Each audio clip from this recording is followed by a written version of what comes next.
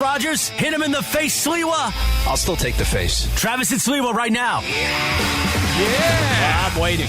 You're not going to start until it's 10 o'clock? Is that your deal? You're not going on until Technically, you get paid hourly? What do we do with crosstalk? Well, this is going to buy us. We're out at 1:11. 1:10:30. 1:10:30 is when we. Damn right it is. We get to get out of here. How you feeling, Slee? How you feel about your draft yesterday? All right, so we got, for those who don't know, we got the big softball game coming up on July 14th. 2 weeks from Friday. 2 weeks from Friday. Yep. That's right. Jeez. Coming up quick. Come on now. Coming up All quick. right, coming up, and yesterday, Mason and I did our draft. We got the big board in front of us here. Got to be honest with you. Feel really, really good about my squad here. Do you? Yeah, I do. Why? Well, I mean, Kirk being there. Kirk's good. Mario Ruiz is a very underrated, just solid all-around player. The fact that Bergman, Briones, Matt Burke. Briones was the best value on the board. That you got him where you got him is a huge win right there. Yeah. That you got him as your second to last pick. Yeah. He should have been in the top half of this thing, much less. A lot of people. You both missed him. You both missed him on the board. You both either scratched him off inadvertently, but I'm sitting there looking at Mason because I was on Mason's team by this point, looking at him going, Jorge, he's right there. Are we going to do this? Never really happened. Interesting. I didn't know there was that, kind of that communication without communication. I was looking at him like, hey, look at that list a little more carefully. Yeah. So here's what happened this morning, Slate. I come in, getting a cup of coffee, and I'm in the kitchen, and I'm not gonna give away who this person was, but I'm just gonna say that it's somebody that is gonna play in the softball game. They came up to me and said, like, not even the usual. So not DeAndre too, right? No, DeAndre. Well, he's going to pinch hit. Yeah. So he says to me, "Not good morning, not how you doing, not how none of the normal morning pleasantries that Emily despises so much the way that she does." I participate. I just feel like anyway, whatever. I'm teasing you. I'm giving you a hard time. And it was, so what do you think? What do you think of your team? I'm like, well, yeah, I like our team. Proceeds to break it down player by player by player, and I think is leaning our way. And I'm just saying that this person had scouting reports, Slee, on just about every player in the entire field. You all right over there? I think Slee might be dying. Somebody get Slee a Claritin. He might not make it to the end of the show. What you happened? Doing all right? What happened? What's going on over there? You get allergies. If I sneeze once, there's a second one coming. Could be a third one coming. That was like 5. If it's 4, if it's 4 or above, then it's just the weather outside. I think I'm getting the black lung pop. You doing better? I think I'm all right. Okay, good. Yeah. Okay. So I don't know if you caught any of that because you were trying not to die over there. So they're leaning towards your squad. They're looking at it and just and not just, I like your team better than my team or any of that kind of stuff. It was just here's what you have and here's what the other team doesn't have. It was a very analytical breakdown. Is this person they're playing, or it was just an observer? I'd rather not say for fear of revealing their identity. Okay. So it's on the sales side, and it is somebody that's playing. Maybe. Well, I will. This is going to be our issue is going to be, can we pitch? That's going to be our issue. Have Kaplan pitch again. That worked out pretty well for us last year. By the way, Cap was not a bad pitcher. He wasn't a bad pitcher. I mean, it was 8-7. Wasn't the score 8-7 or something like that? That's more of a reflection on the fact that nobody in this game can really hit all that well. That part's than true, it was too. Because once Ron came in, he even got Kirk out. Yeah. Ron got Kirk out, which had not happened prior. Ron Mitchell, one of our marketing consultants out there. High pick. Well, and if I didn't have what Mace ended up doing, I was going to do. It was very close to what Mace was doing with the number 2 pick. That's what I would have done. Ron would have been my number 2 pick. So you're either going pitching or you're going with a bat. But I think I had to take Kirk. I couldn't not take Kirk with the number 1 pick. It would be like skipping on LeBron. You have to take Kirk. Look, maybe that there's better value, but he's the best player. Yep. He's going to perform. He's done it before. He was on the losing team. Yeah. I guess you could put that in there, but you feel good about it. Did you and Mason ever come to a conclusion on whether or not you're going to try to swing a deal, a trade? Well, we have, I guess, until We don't really have much time because Tommy Lamb, who Did he runs shut us down? promotion spot. No, but he came in here. You could tell with a mic. He's like, jerseys are made on Friday. I'm like, oh, Jesus. Well, you got today and tomorrow. Got today and tomorrow. Yeah. I don't really think I. Who are you looking to get rid of? Let's go. Let's cut to the chase. Got to be honest. I don't think I have any issues right now with the team. Okay. So we may very well just kind of stand pat. Momo's a nice one.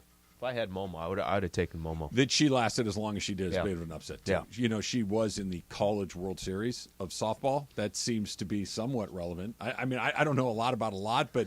That one could come into play. Of the 18 people on that list, there's one of them that played at the highest level of college softball, and she's on my team.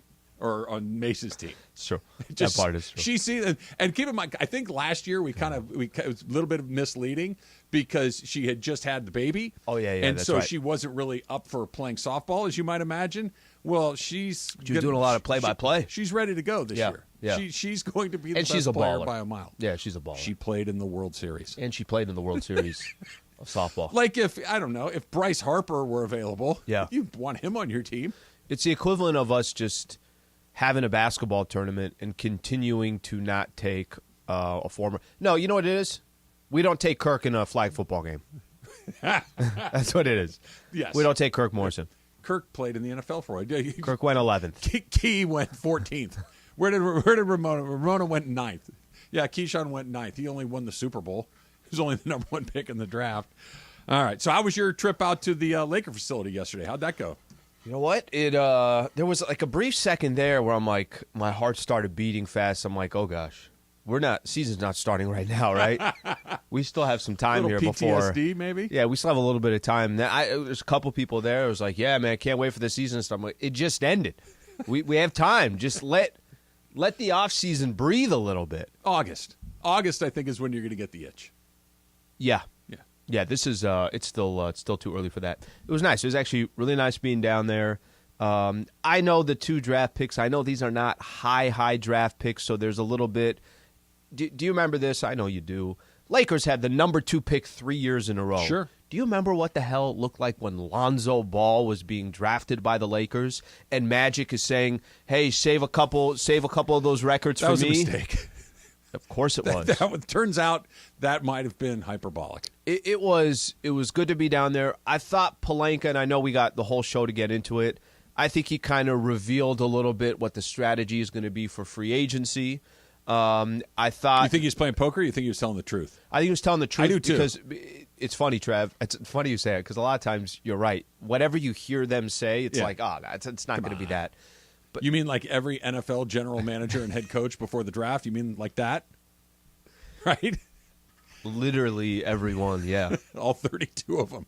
I think part of it is more because it's the best strategy that's there for them. I don't really think there's a ton of options for them. So I think that is the option, is to try to bring back your team. He used a phrase yesterday that I thought was both really accurate and oddly, it's not an exciting phrase, but it made me excited when I heard it. The proof of concept. He said that yesterday. It's exactly what they got last year. They got proof of concept where they tried one thing for a couple of years, which was, all right, reshuffle, new guys, and star names, Russell Westbrook and Patrick Beverley and Carmelo Anthony, and bring back Dwight Howard and all these guys that were name guys. And when you looked at them together, like, this team doesn't make any sense at all. It doesn't operate as a team. And then they made the Rui deal. And then they promoted Austin Reeves into a more prominent role. And then they made a deal for D'Angelo Russell and Vanderbilt and Beasley and the rest of those guys. And some of it worked, some of it didn't. But it all made sense.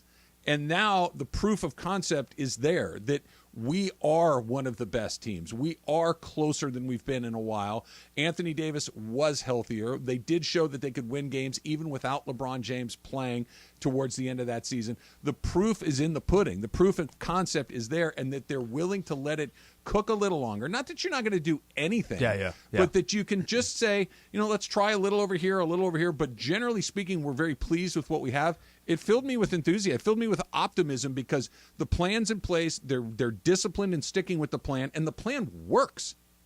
Okay, 2 questions on this. Has your perception on Palinka has it changed in the last few months? Yes.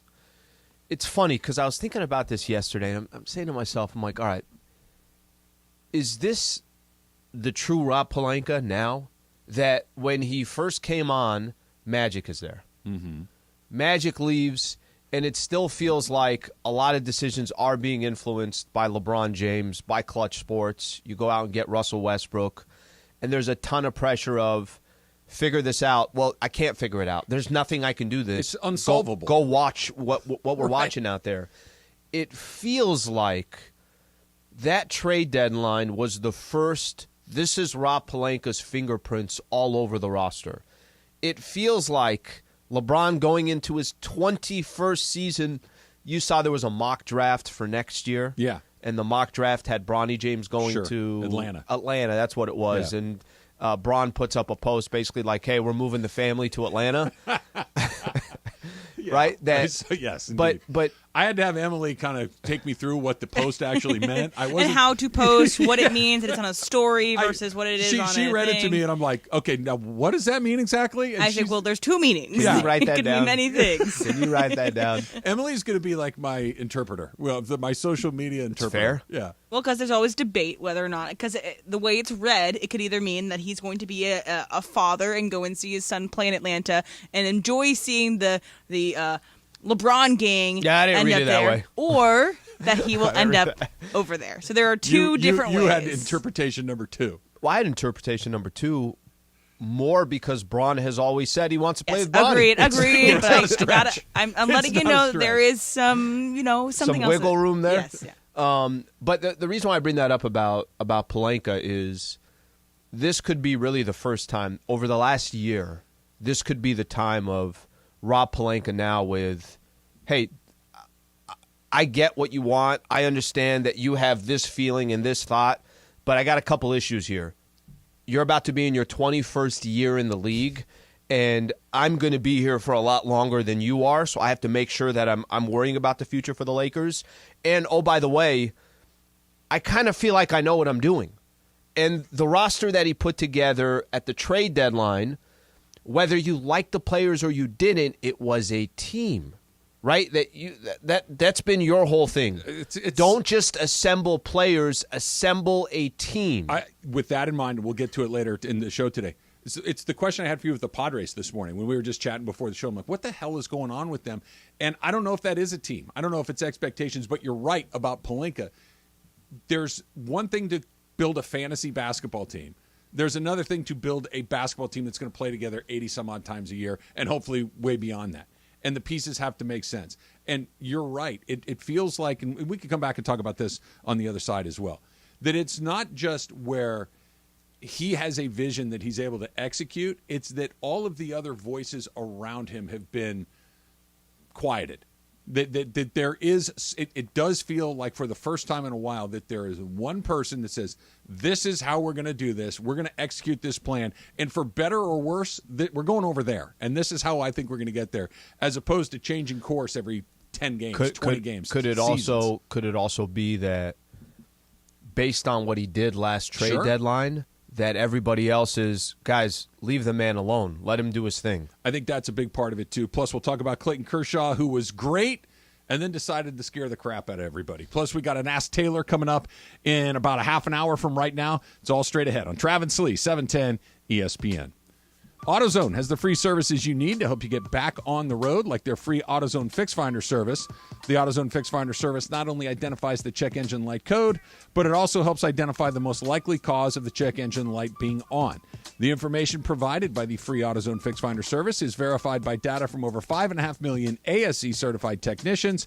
And with over 5,600 locations nationwide, AutoZone is here to help you save time and money with their free services. Getting the job done just got easier. Restrictions apply. Get in the zone, AutoZone. For ESPN LA contest rules, go to ESPNLA.com and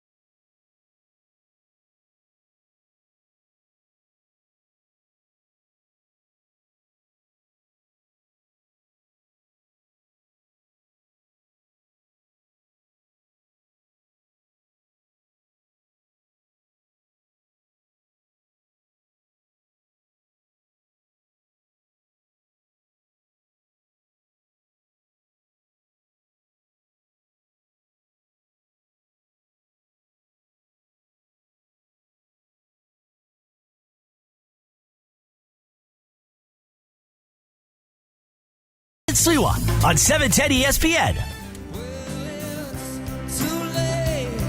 Got a lot of farm questions coming in for the Ask Taylor. You ready for that? Oh, great. How's the packing going? Are you I'm doing it little by basically little. done? Just taking things off the walls. I got a lot of junk I'm trying to lay up, get rid of. Yeah. Get rid of as in give away, throw away? What are we talking Give away, throw away, and sell. Yeah. Okay. What are you selling? Maybe throw it out there. Maybe somebody's interested. I got a huge mirror. Okay. Got a bookcase. Okay. I have a locker from K-Rock. Do any of you guys ever stop at like garage sales? No. Do you, Taylor? I do sometimes. Yeah. It's been a minute. Yeah. Yeah, What I are you always looking find. for? No, I always find like there was I forget where we were. We're actually in Monrovia. It was before I was going to do that event with Sierra Subaru, and there's a full street that everyone decided to do the garage sale at the same time. So Okay. you had probably about 10 different They houses. do that in my neighborhood occasionally. 10 different houses all doing the garage sale, and we're driving by, and the whole time I'm like, I have absolutely no interest of stopping by and checking out all these places as you go. Some people love it. They love it. I'm sure you can find a good deal, or I'm sure you could find some that you weren't expecting. I just don't have like the mental capacity I don't have the patience to do it. I don't have the patience to slug through it all. Yeah. To look through the box of knick-knacky things or whatever. Like if you like were a very popcorn maker from from '88, and then like if you wanted a mirror, right, Yeah. or a bookcase, and you come in and you see it on the side of the road, then maybe. But to just go, can I look through all the stuff in your garage that you don't want anymore? I don't really need that in my life. the only time I've ever even used any of those sites for any of that, it's, hey, if you want this, offer up or whatever it is. Yeah. Just come get it, and it's yours. That's the best thing in the I world. just don't want to. I don't want to throw this away or anything. If you want this, you can have it for free. Somebody comes within like a half hour. Susan will come and take it and pay you money. She'll like when we rented the truck for the table, to take away her friend's trash that we kept stored in our backyard man. for a couple of years. This wasn't supposed to circle Rented back a around. U-Haul truck. Susan, just know I have nothing to do with this. I was just bringing this up as a conversation. My friend has a backyard table that she's going to get that's available. We're going to go pick it up. I'm like, what? Get in the car. We rented not like the little U-Haul, the big one, right? Because that's how big the table was. And then we obviously paid to rent the truck, Yeah. and then paid them for the table, which then disintegrated in the elements over the next several years.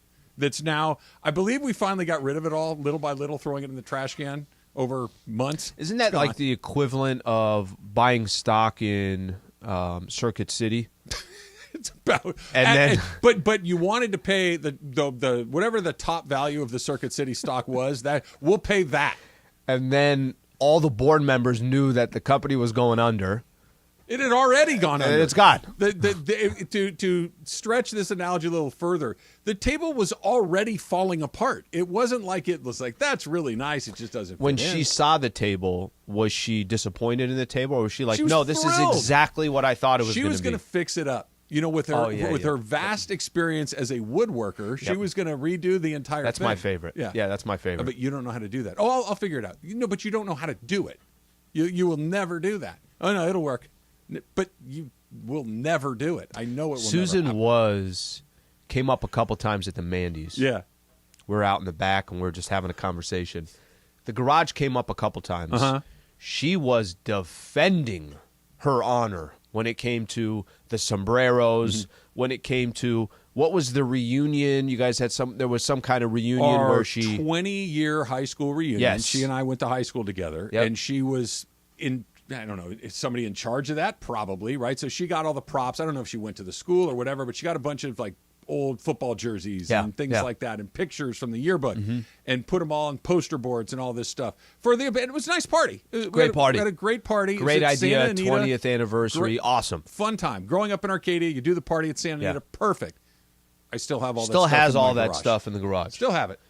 Football So helmets if from the anyone 80s. graduated with Trav and Susan, at any point you can head down south, go to their garage, and continue to celebrate their high school reunion at any time. So you've put these things on offer up. You've put them on Craigslist. How are you going about selling them?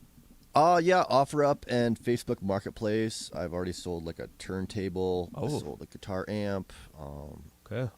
Just, letting go. So anything that doesn't fit in the bed or back seat of your truck is gonzo. Correct. Could you do that, Slee? Yeah, definitely can. I don't need. I can get rid of whatever I have. I could easily kind of start. Just give me some stuff that are memories, stuff like that. After that, it's good. Bed of a truck's not a lot of space. It's okay. You're gonna put a camper, like tie It is down really one of those hard. tarps on top of it, so it's like I have a you look topper. like the Beverly Hillbillies driving down the road. No, I got a topper on there with locks and stuff. All right, couldn't do it. No, I mean, one truck. Well, one truck. it's different. Why? Sombreros. Think about. They would You not have a make the cut. family. If you were Taylor's age, you're not married. I think it's much more realistic. Got Much a- more realistic. to Got a make lot that of happen. baseball hats that I'd like to keep. How much room do those take up? All right, so let's talk about. You went out to the Lakers facility yesterday. Got to meet the draft picks. Got to hear Rob Palinka talk a little bit. But I think you bring up a good point that Palinka's hand on the wheel seems to be as firm as it's been probably at any point since he came over, right? Because for all the reasons that you mentioned, that he was kind of collaborating with Magic Johnson for a while. Clearly, that was not a collaboration that worked particularly well. Got thrown under the bus like I've never seen before. It's the steamroller. I don't even think it was a bus, right? Whatever is bigger than a bus, the aircraft carrier. I don't know. It was big. Magic's big personality. Yeah. Magic's big guy. That Magic was going on first take. He was going like on He's Magic. Yeah, he's I mean, Magic. I don't even think we need to say anything other than he's Magic.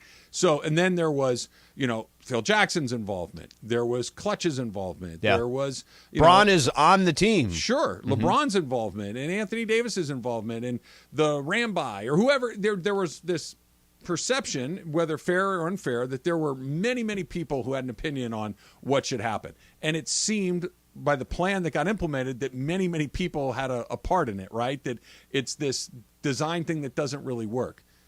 They tried it, it didn't work, and then they basically said, all right, let's go back to a more, for lack of a better word, traditional way of doing this, where we have one person's vision, we're going to let that person execute that vision, and we'll go from there. Everything's kind of calmed down since then, and it's proof of concept, to use his words, is there. It works. They got to the Western Conference Finals. They gave the Denver Nuggets a better run than I would argue any. I know the Suns beat them twice. I know Miami beat them once.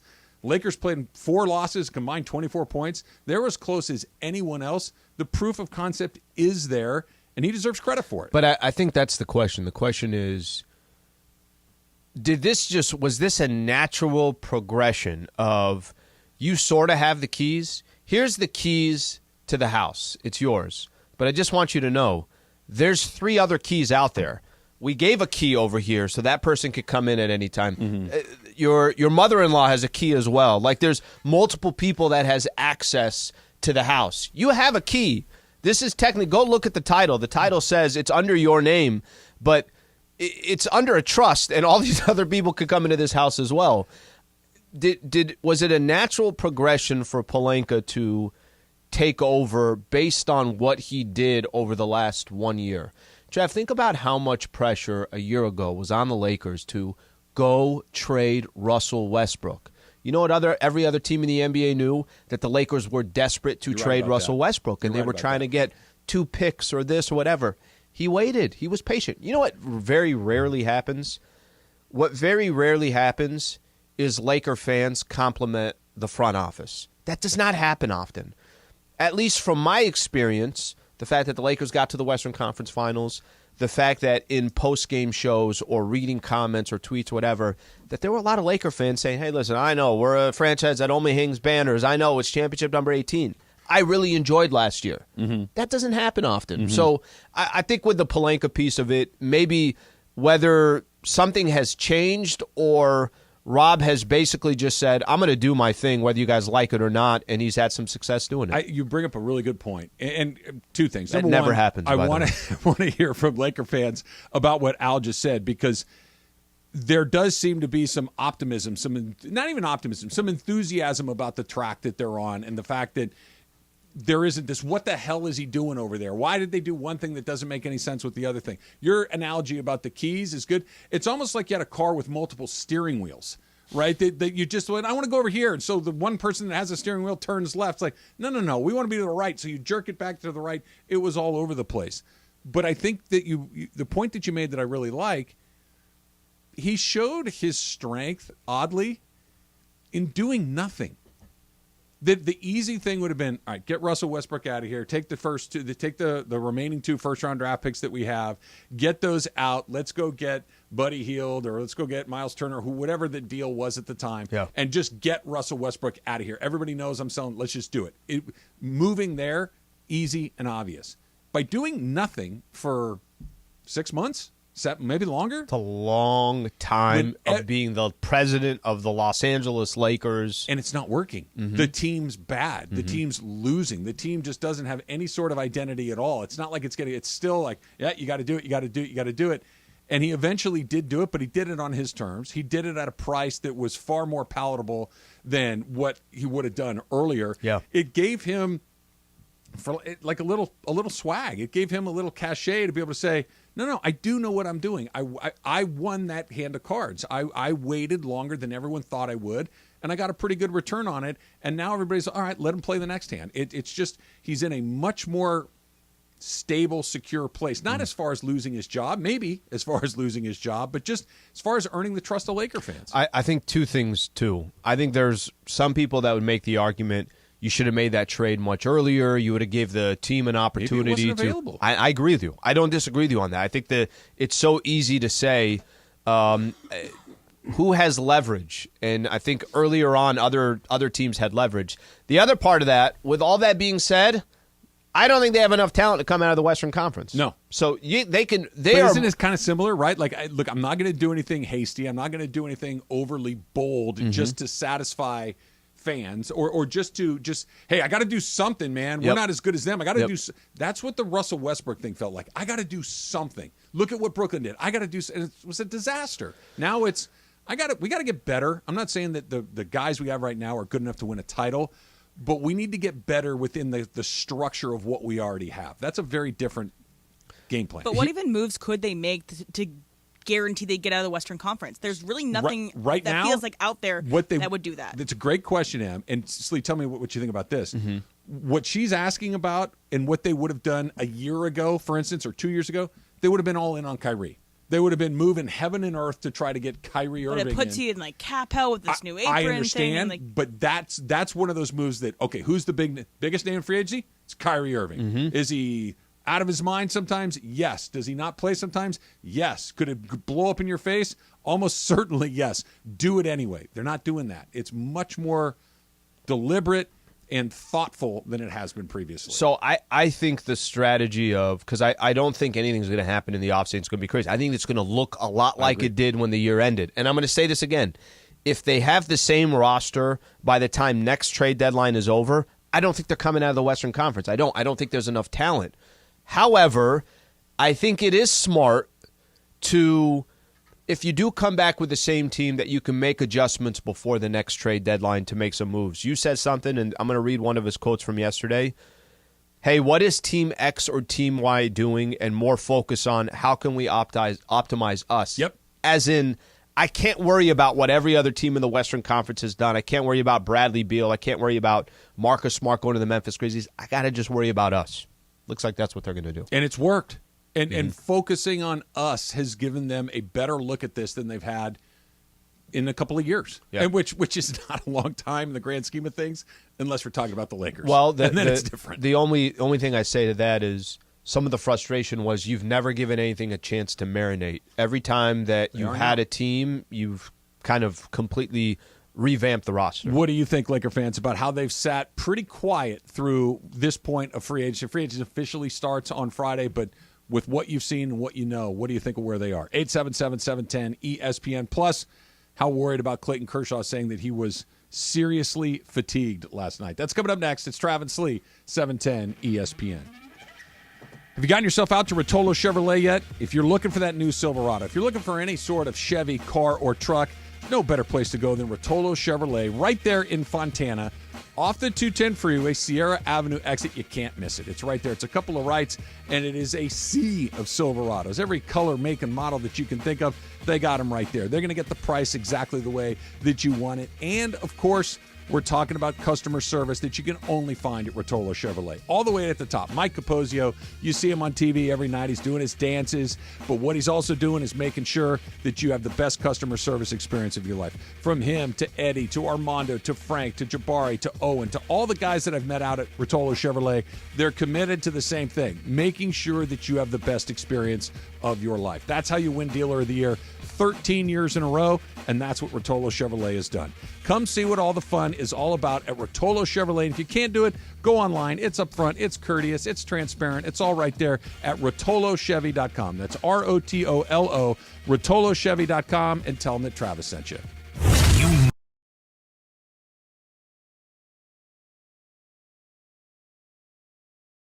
We had our second annual ESPN Mandy Awards, Dress to Impress. I want to rate our radio hosts on a scale of 1 to 10 on their outfit. You know, Steve, it's great that you have a personality because your wardrobe is garbage, man. I mean, this is questionable.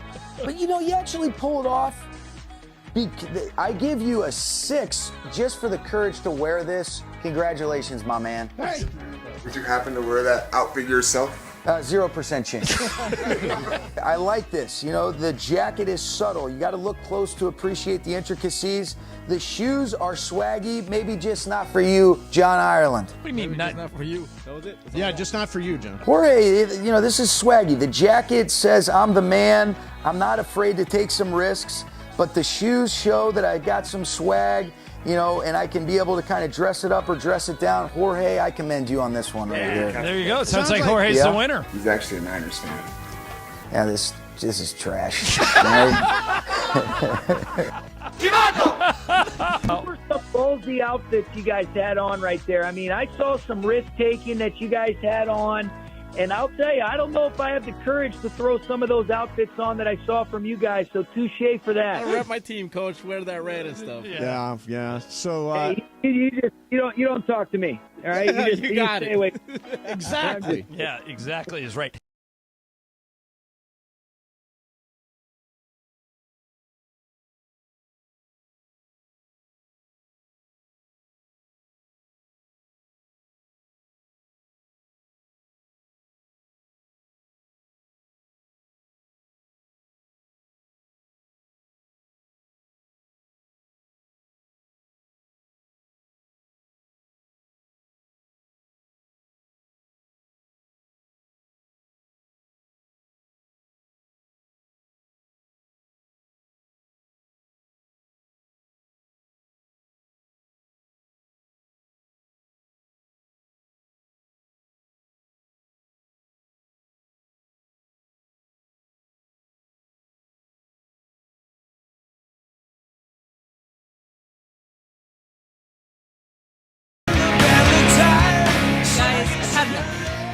I can't do it.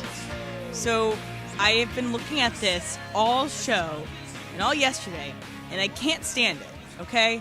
I'm looking at this whiteboard in front of me, and great, teams are picked, Team Sliwa, Team Mace. What's the problem? I'm not talking about the teams, I'm not talking about the construction of the team. Okay. I'm talking about the freaking handwriting. What's wrong with it? Look What's at wrong it. with it? One thing. There's a everything else is numbered except for Cappy and Sedano. They just have dashes. Yeah. Feel like they should also have numbers, even though Kirk But is they number one weren't over us. selected. They But weren't that part is of the confusing. draft. It's Placed on the incredibly confusing. So maybe we should put them at the bottom or the top. really. It's confusing. And then there are random all caps. So Mace is in all caps. Sliwa is not in all caps. Baseball, for Lindsay, baseball is in all caps, but not the rest of her name. Wait a There's minute. a big exclamation point after the big CY. There's Momo, exclamation point. Yeah, This you know is what? Ridiculous. Jorge has a star. Yes. I was completely fine with it until what you just said. Parker, what the hell's going on with the Team Sliwa in lowercase? The R's are all over the place. So Travis Rogels is his name, I guess, because the L at the end of it looks like, I guess it's an R, I guess, but it's Got a very short arm. Parker. This is ridiculous. Did anybody teach you any penmanship? Well- We need to step it up here. Okay, here it is. Yeah. Isn't the whole point of this to be able to read it, and know what it means, right? And there's nothing on there that's confusing. Okay, I know who all these people are. If I didn't know who Travis Rogers is, I would have thought of Travis Rogers. And I don't know who the big CY is. You know, it's Clinton Yates is his name. Television's Clinton Yates. And it's a visual Parker, product. I got your back. It's on YouTube. We have to be able to see it at all times. Yeah. It's going to annoy me for however long this stays up. Would you like Parker. to come in and redo it? I will redo it.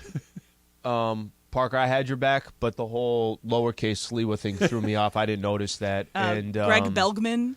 And M, I think She really we hates your have to Rs, leave the Parker. board now as it is because Jorge. I think the longer we have it up, the more she's going to bring it up. I think it's important that it stays like that. Lorla. I'm going to start calling him Jorge.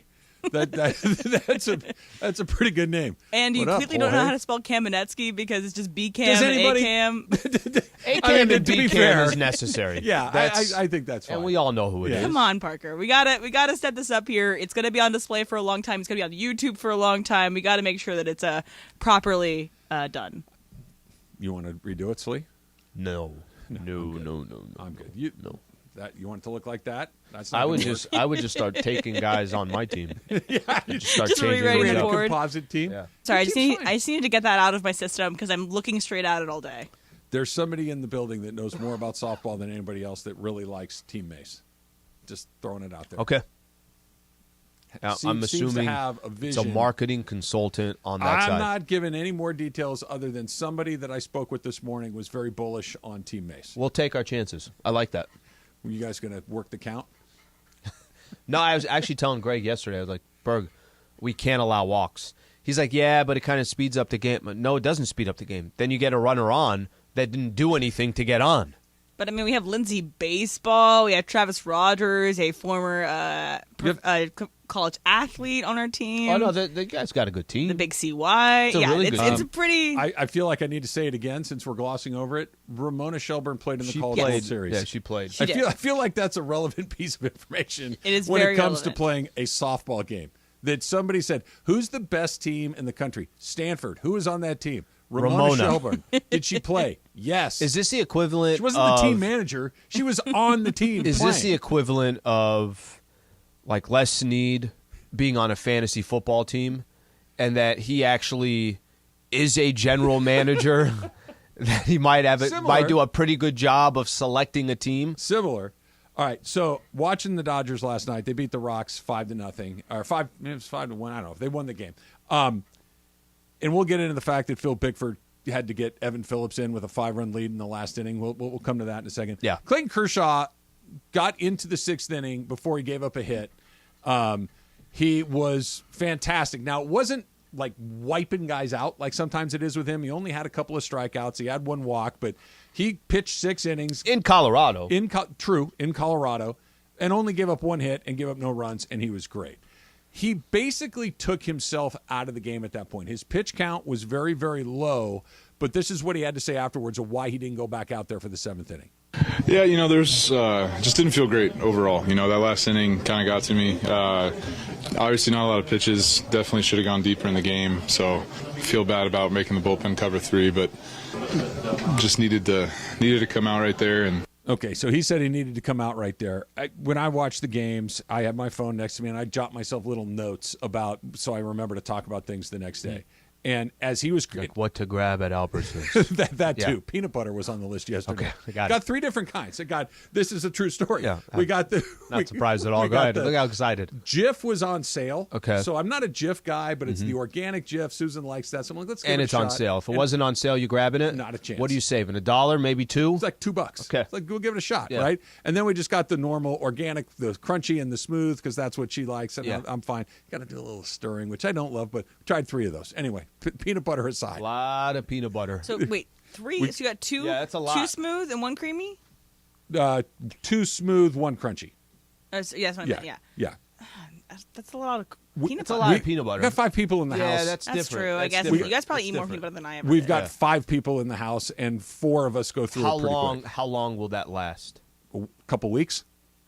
It's a lot of peanut butter being taken. They're down, not the even big with- ones. They're the little shorties. Yeah. Right. They're the ones that are a little bit bigger than But they I can. do go hate to- the stir peanut butter. That It's always sucks. but it's You don't better go to- peanut butter. You don't I go to understand, Costco and but- get that double one. Well, yeah. Okay, But I didn't want to go to Costco. Yeah. I was just going to So you wanna talk Albertsons. about the Costco. It's Yeah, wrapped got the around plastic, it too. you Yeah, slice. it's But great. again, That's a good one. got to take it out of the bowl. You got to mix it up. I know. It's a little lot going work, on. but sometimes it's worth the work. So when I was done making my peanut butter list, I forgot how we got there. when I was done making the peanut butter, I literally wrote on my phone, am I the only one holding my breath every time Clayton Kershaw pitches right now? Because not only is he the only Dodger who has made every start for them in the rotation this year, he's been terrific, right? He's had maybe 2 bad starts. We're halfway through the season. 2 bad starts is an incredible run. He's in his mid-30s. He's in his 15th or 16th season, and he is the backbone of that rotation. But he's also missed time the last couple of years with a bad back and everything else. And then sure as you know what, at the end of the night, he's kind of dropping hints that he doesn't feel all that great and that he'll let us know today about how he felt at the end of yesterday. And I'm incredibly concerned about what that news might be come later today. Kershaw is 10-4 on the season, 2.5 ERA, somewhere around there. He started 16 games already for the Dodgers. I think what you said about him being the backbone of the Dodgers pitching staff, he's been the only reliable pitcher for the Dodgers so far this year. We know what's going on with Julio. We know what's happened to Dustin May. Gonsolin's been up and down. I don't know how much stock you want to put in some of these young guys. They've been not great, much. but do you really want to take unproven. the ball in a playoff game? So Kershaw's done more than you could ask for. Can you play that sound one more time? Yeah, there's just didn't feel great overall. That last inning kind of got to me. Obviously not a lot of pitches. Definitely should have gone deeper in the game. So feel bad about making the bullpen cover 3, but just needed to come out right there. And he mentioned a couple different times, guys, I'm not trying to be sneaky, but it was so vague. You didn't get any info. Mm-hmm. So you threw 79 pitches. You only gave up 1 hit. You're cruising. You're an organization that anytime you could avoid going to your bullpen, that's probably a good idea, just based off of how they've pitched so far this year. And you got to pull yourself out of the game. I don't know the details. You're right. Let's see what they say today. Maybe there's absolutely nothing. But that is a cause of concern. Now, the only good news is if it's going to happen at some point, I think we've been saying, look, before he even pitched yesterday, for the past 2 weeks, we've talked about when's Kershaw going to take that break? Mm-hmm. And for him to already have 16 starts this year, you were going through how many games he started over the course of the last couple of years. It's like 22. They're not 35. It's in the low 20s. It's in the low 20s. So that one's a little that is even if there's nothing, the fact pulling himself out and under those circumstances is concerning. And they've won 5 of 6, so they're playing a little bit better, but they're still in 3rd place. Now they're a half game out of second place, and they're in a wild card spot. So it's not like it's a disaster, but they're in 3rd place at the halfway point of the season. That's not how this was supposed to go. And now you're losing potentially your best guy, or at least he's laying the groundwork for needing a little bit of time. The timing is, I guess, better than if it were September 15th and this came up. Yeah.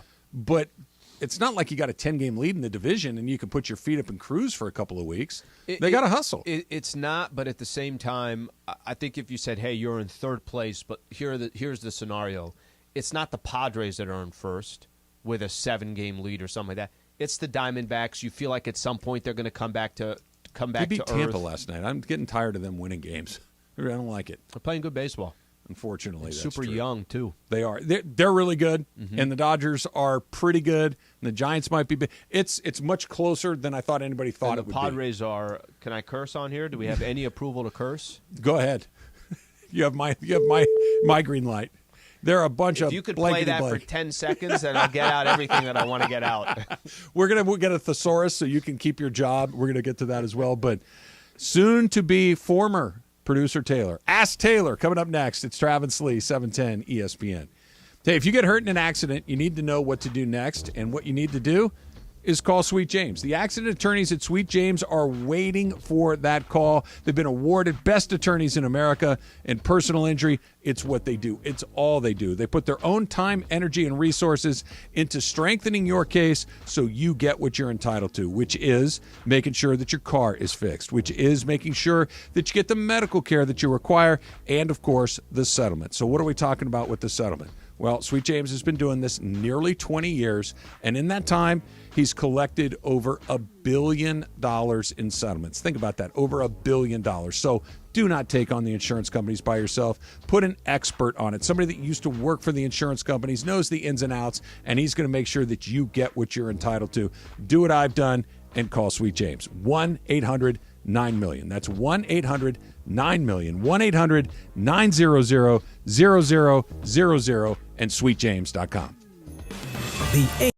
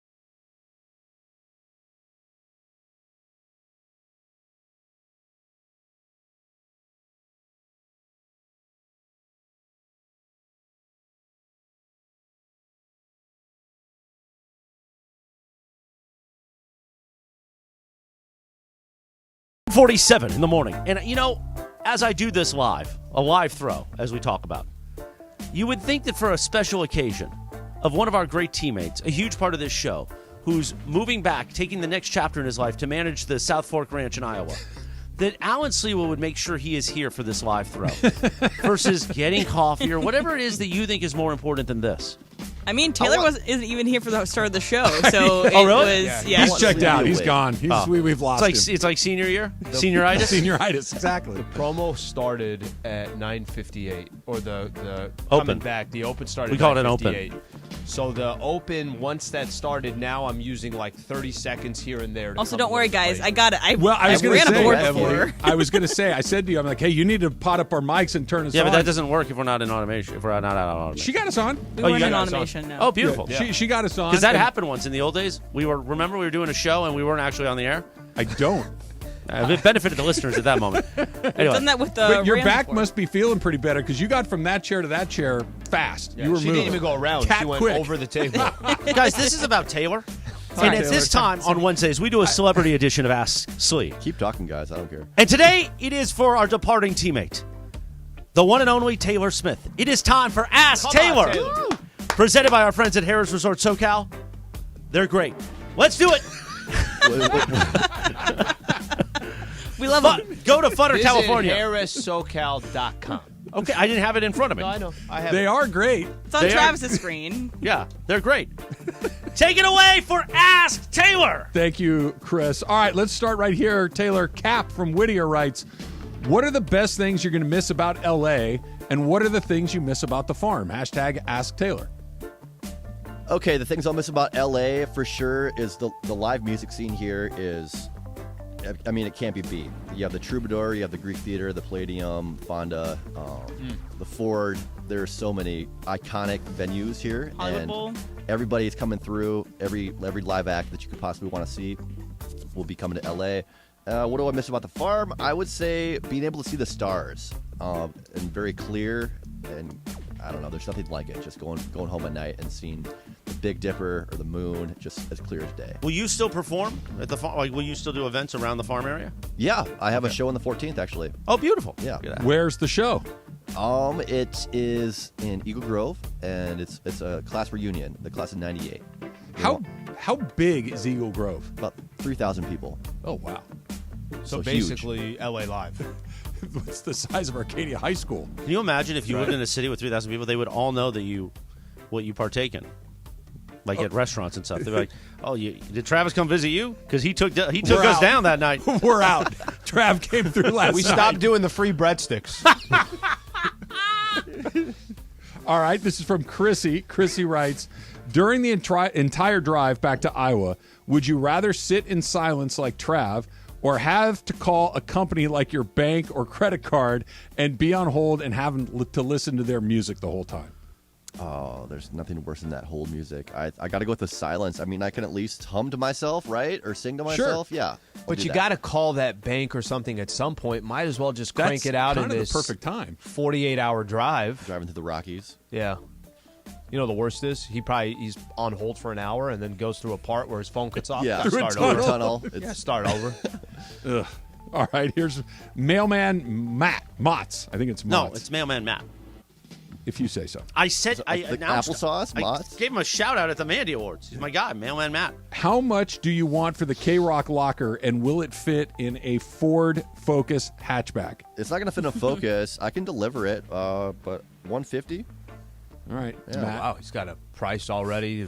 It's quick. Determined, very quick. It's is like sentimental. It's a nice locker. Well, you're not taking it with you? I can't fit It in the doesn't truck. have fit, or it doesn't have room. This is like an episode of Tradio, one of those markets where they do, like, hey, I've got a tractor. Do you have a buyer? You should start just outside of Starbucks, bringing stuff and just put prices on it. Leave everything out there. Garage sale in LA Live.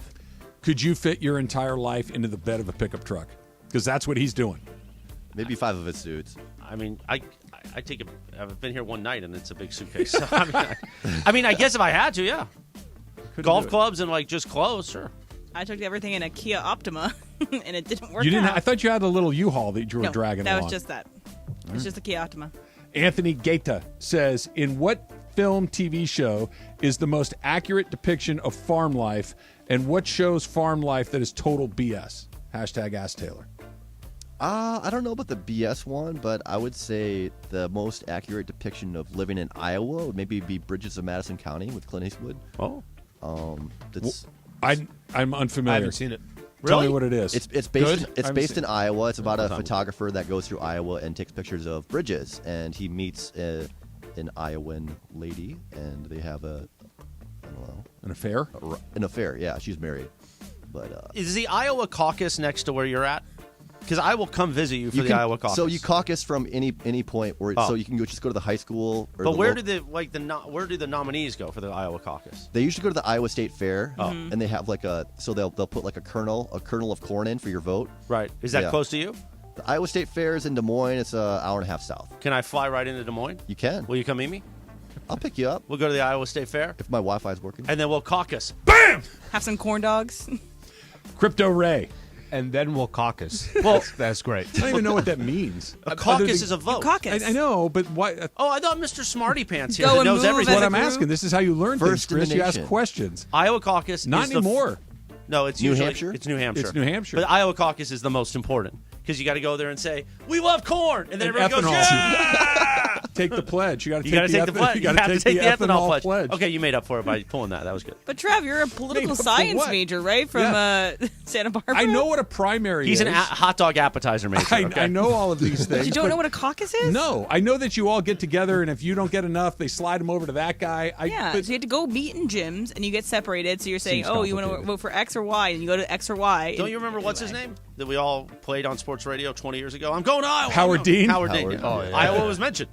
Hi-yah! Yeah. That's how I finished it off. Crypto Ray, you get to have Trav, Emily, Alan, and Morales work for a week on your farm. Which job do you give each of them, and who lasts the longest? Oh boy.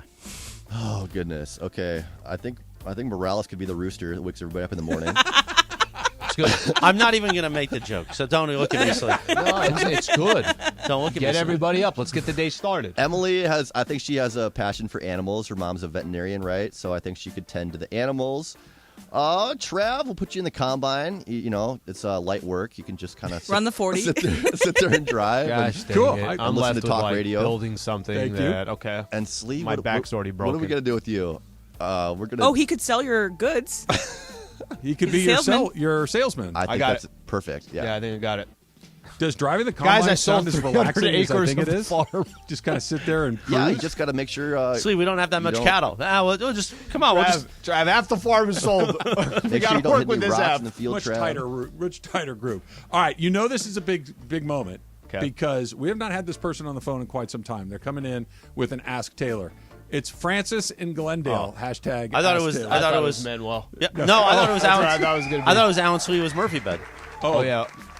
Raul. Raul. Don't bring up his name. Francis is right here. What's up, sorry, Francis? Hey, Come party on, people. dude. Hey, party people. Hey. I have a couple quick hashtag Ask Taylors. First is, can you play the Farmers Only jingle on your fiddle?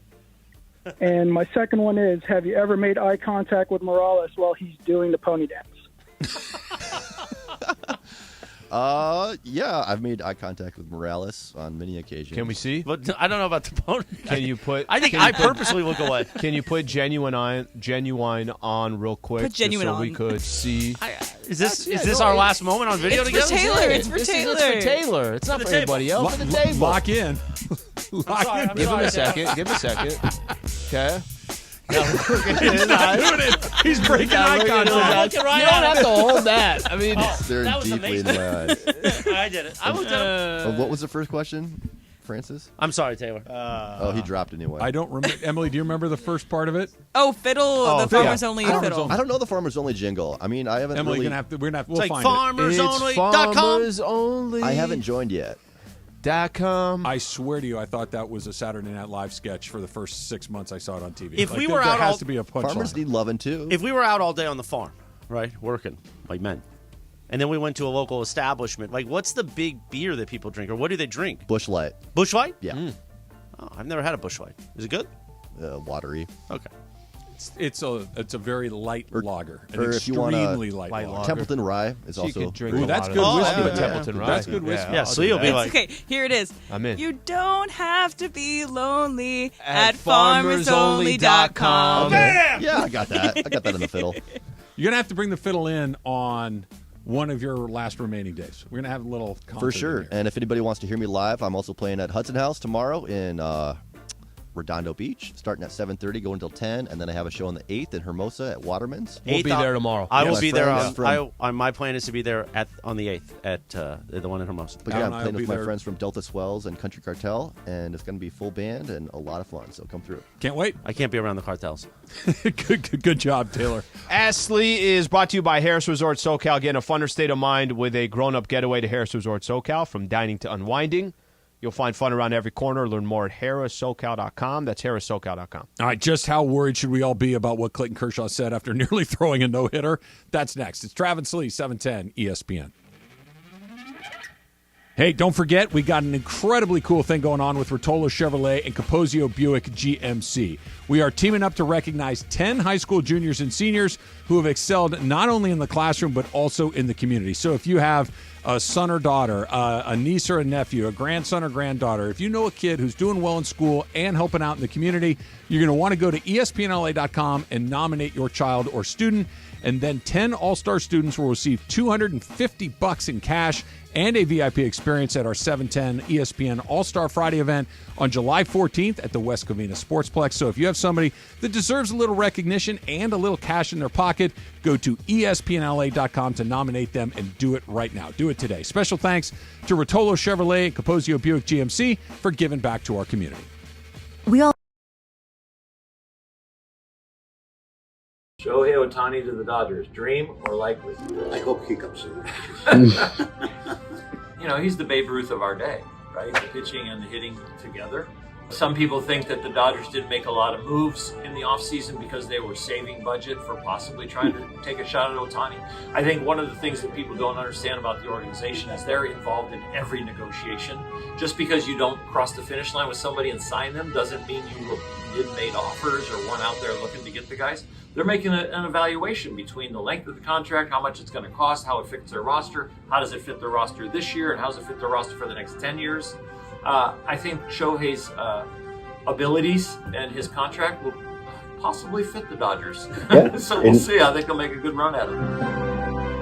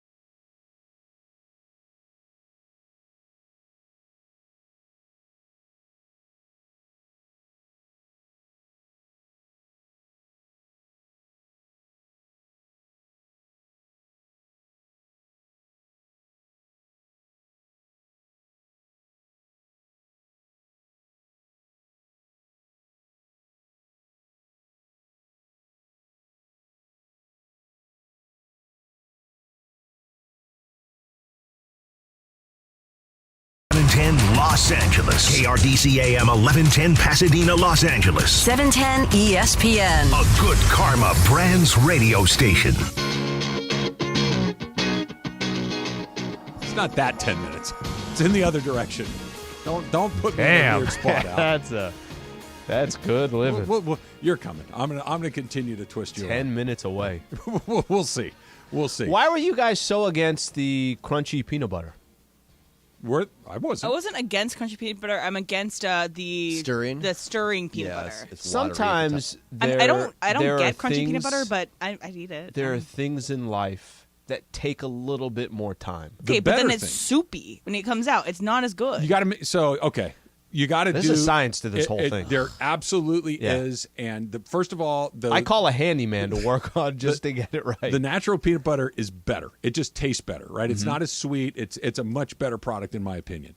But it does separate, and the oil comes to the top, and you got to mix it up. Here's how you do it. You can't just put the knife in there and try because it makes a huge mess. The got to jars put it in a different. You got to empty it into a bowl. Yeah. And you got to mix it all up in a bowl, and then you got to put it Emily, back what's into more the jar. annoying? What's more annoying, doing that work or Parker's handwriting?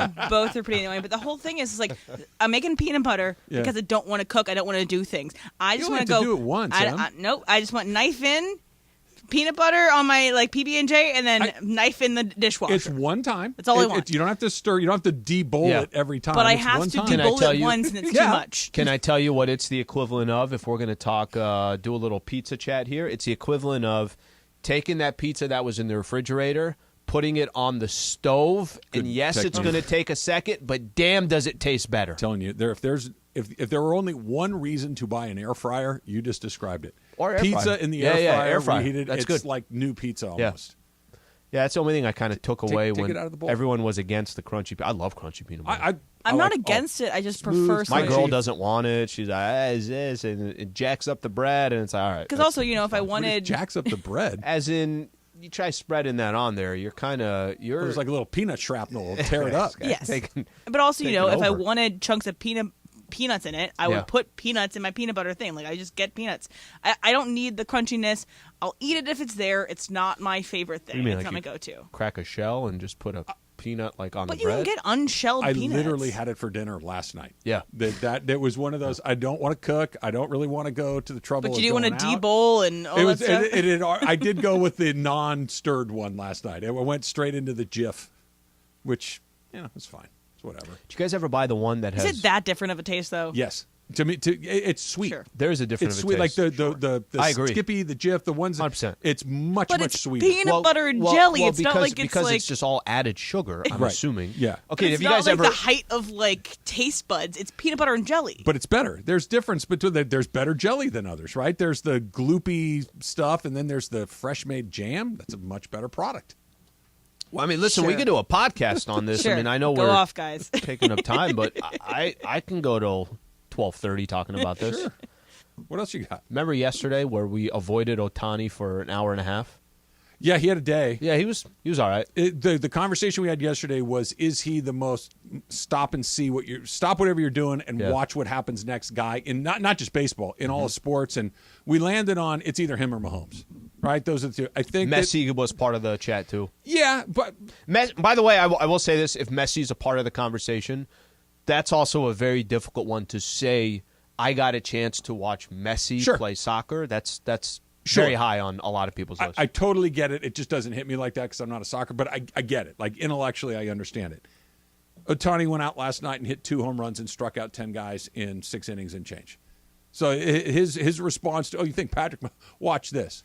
He literally went out and did something last night that almost never happens, where the starting pitcher hit multiple home runs.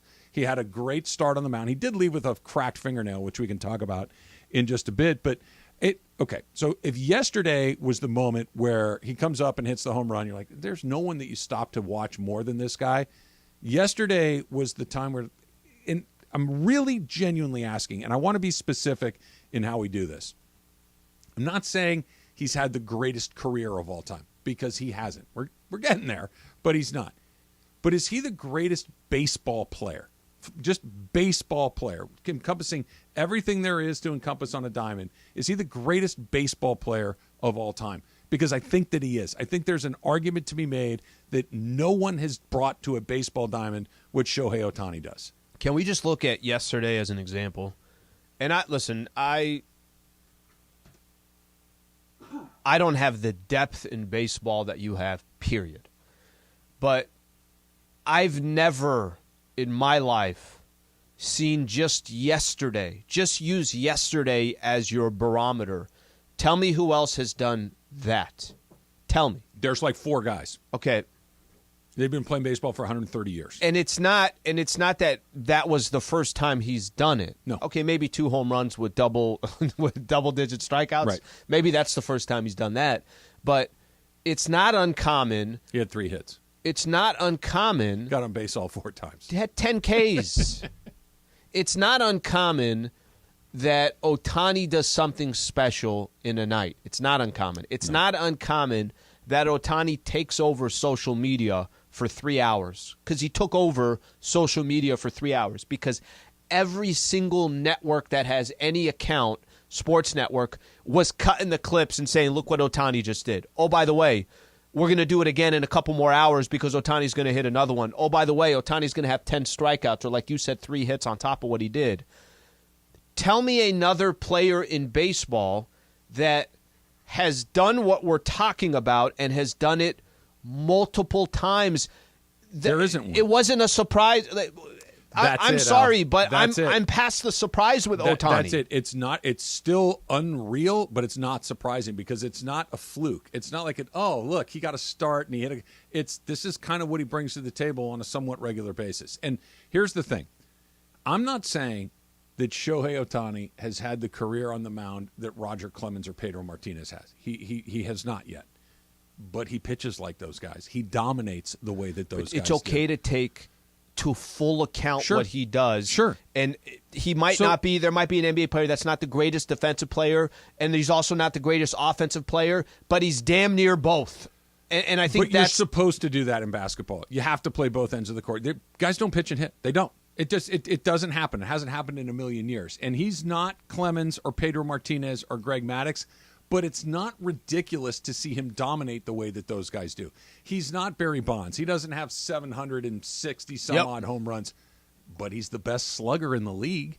So while maybe he hasn't had the career of a Bonds plus a Clemens, he's having seasons that are Bonds plus Clemens. He's having years that are Bonds plus Clemens. He is the most feared left-handed slugger in baseball. He leads the American League in every possible offensive category that you want, right? Slugging percentage, on-base percentage, home run, RBI, all of these things. He's far and away the best guy there. And, oh, by the way, when he takes the mound, he's probably going to win the game. He's probably going to strike out guys in double digits. Tell me who's been a better player in the history of the league. That's what I was going to ask you is give me an argument. There isn't.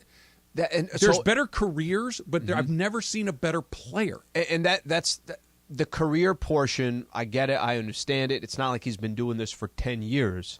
But what hits me the most is yesterday I'm on Twitter, and when I see Shohei hit a homer and it's his 27th, it's not a surprise to me. When I see Shohei hit his 28th, it's not a surprise to me. When I see Shohei get 10 freaking strikeouts in the same game and is walking back into that dugout and he's not high-fiving the players because he's saving his energy because he's got to go back out on the mound, I'm not telling you I'm not impressed. I'm telling you I'm not surprised.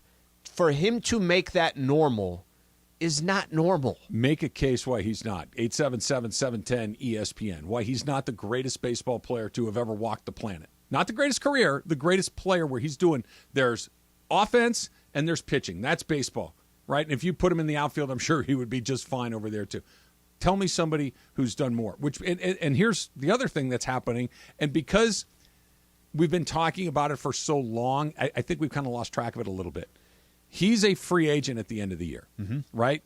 He's putting together arguably his greatest season in his walk year, right? Shohei could have come out and had a 17 home run year and been 6-6 on the mound with an ERA of 4, and he was still going to get his $500 million. Is he raising the price? Are we going from Shohei, as you look at it right now, he's between $500 and $600 million for the term of his contract. That's kind of where everybody that's in baseball thinks it's going to land, somewhere between $500 and $600 million. Are we now between 6 and 7 because he's going into his walk year and he's having the best year of his career and he can get the premium tax on top of it? Not unlike what Aaron Judge did last year. Aaron Judge in his walk year hit 4 home runs or whatever the number was, set the American League record. Could Ohtani do the same thing and just totally blow that $600 million number out of the water? Do you think this is happening with Shohei where we spend so much time, I don't know why this clicked in my head yesterday, but we spend so much time talking about where Shohei is going to be in a year from now. We spend so much time talking about should the Angels trade Shohei Ohtani and get as much value as they can. We spend so much time is he going to end up in this jersey, that jersey? Why is he going to be there? Why is he going to be there?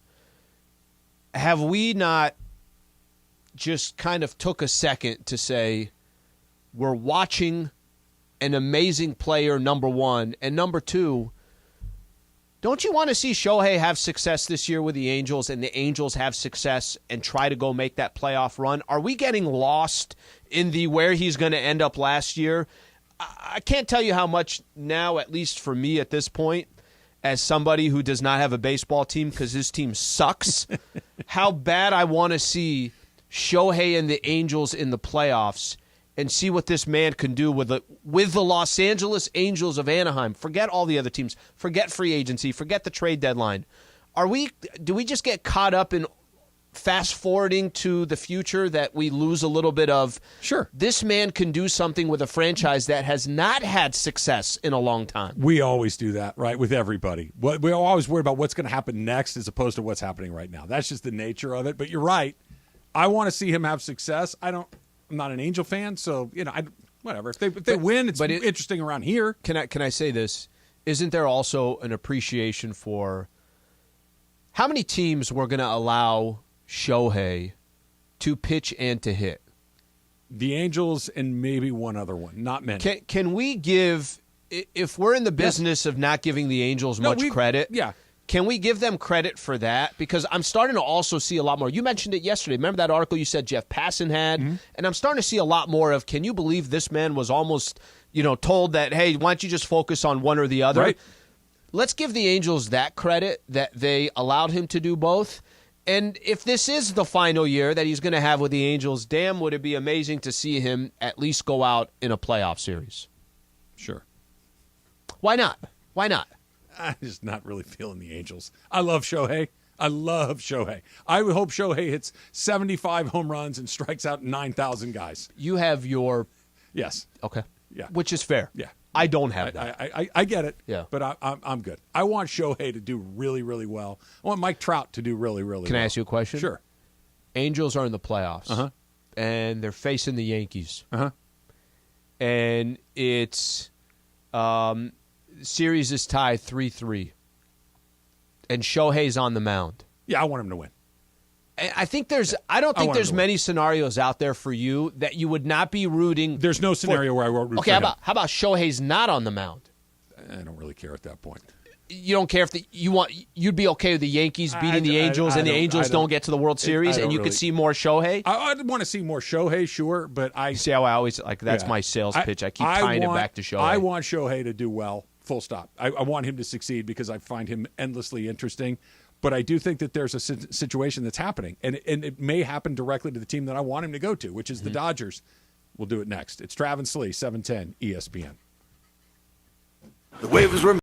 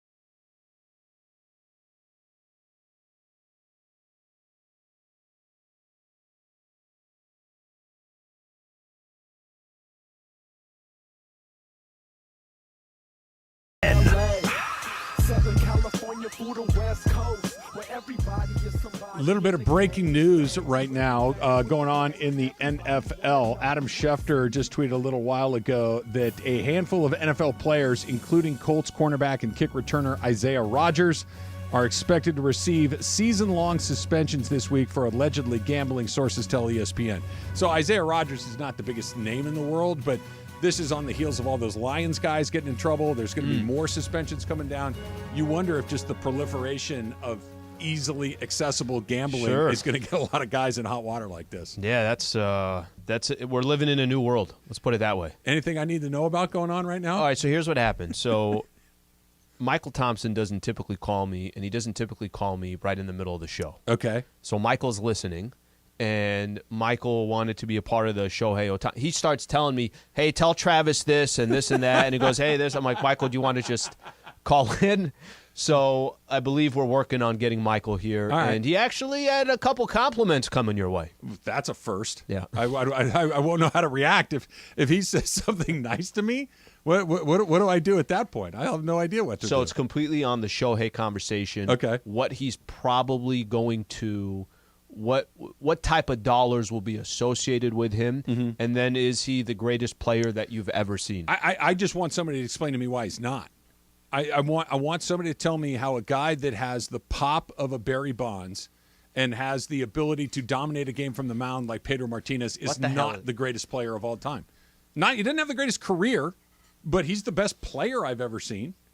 It's a totally different thing. All right, so as you promised, MT is on the line. Michael Thompson. Michael, please don't. Do you have something nice to say Michael, about don't me? compliment Travis. Please don't. I'm curious. No, I always say Travis has the second best knowledge of baseball around there next to Greg Bergman. That'll drive you crazy, huh, Travis? Yeah, I was going to say, if there's a compliment in there, I can't find it, Michael.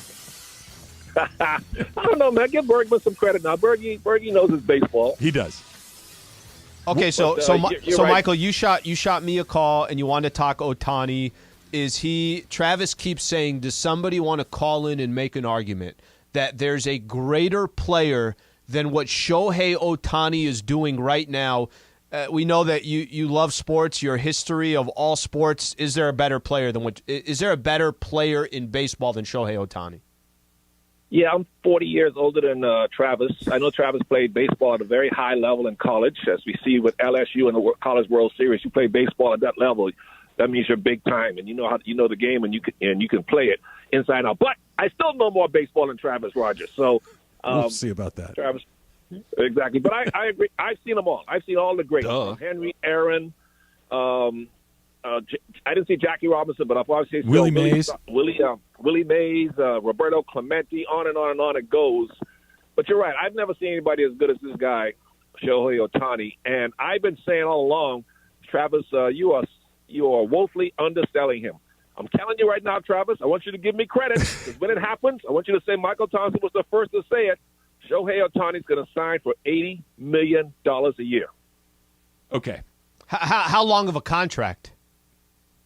He can either be 5 years, or he's 28. He can either be 5 years or 10 years. Because Travis, the reason why I say 80, let me ask you two questions. If he was just a pitcher, could he command $40 million a year? Of course. If he was just a hitter because of his bat, could he command $40 a year? Of course. Now, Travis, I know you went to University of Santa Barbara, but if you add 40 plus 40, what do you get? 95. 65. Exactly. Okay, well, I've said this before, Michael.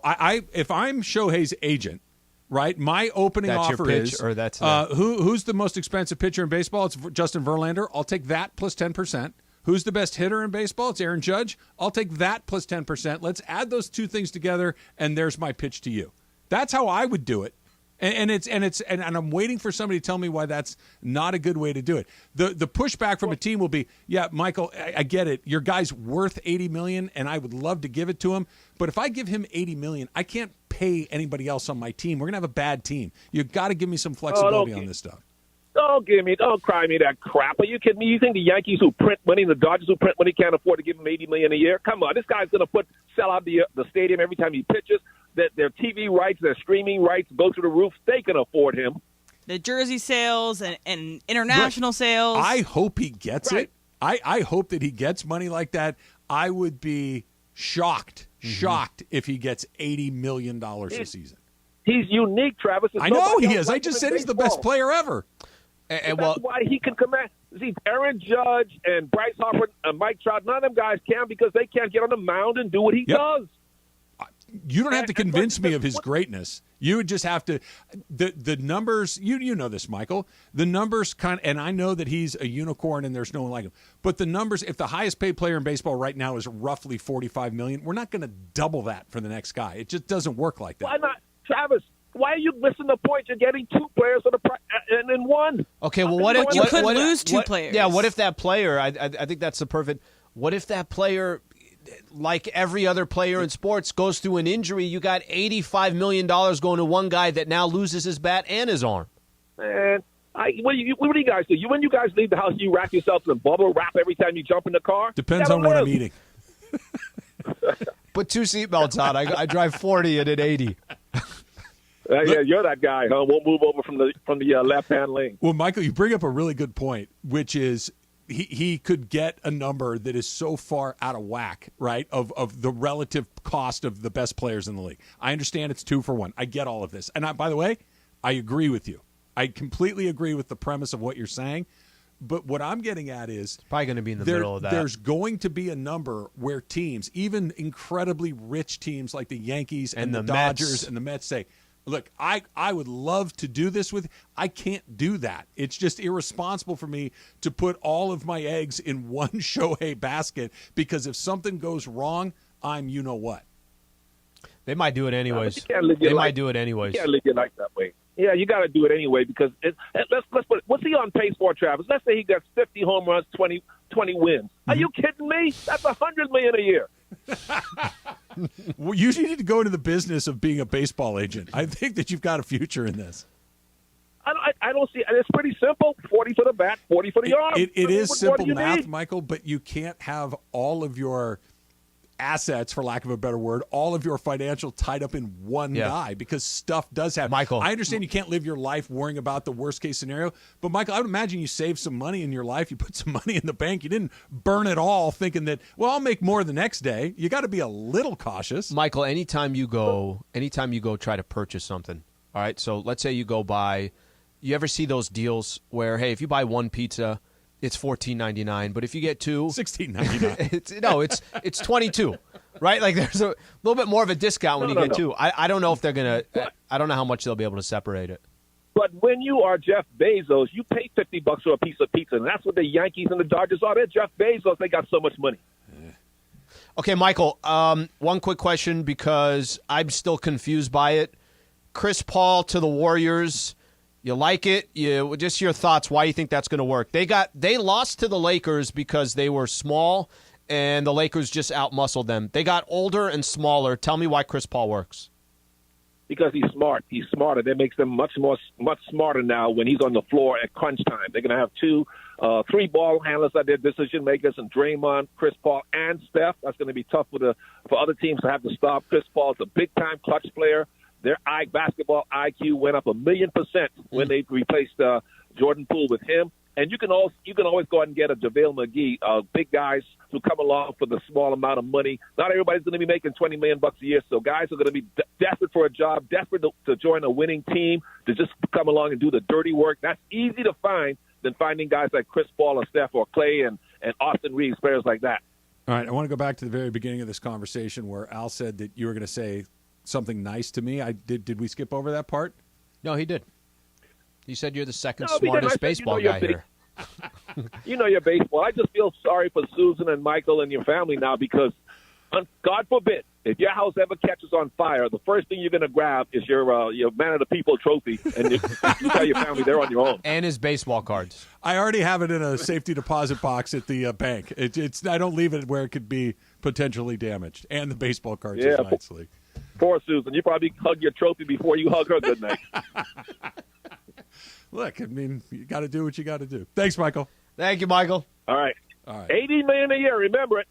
Okay. $80 million. Hand to God here, time, right?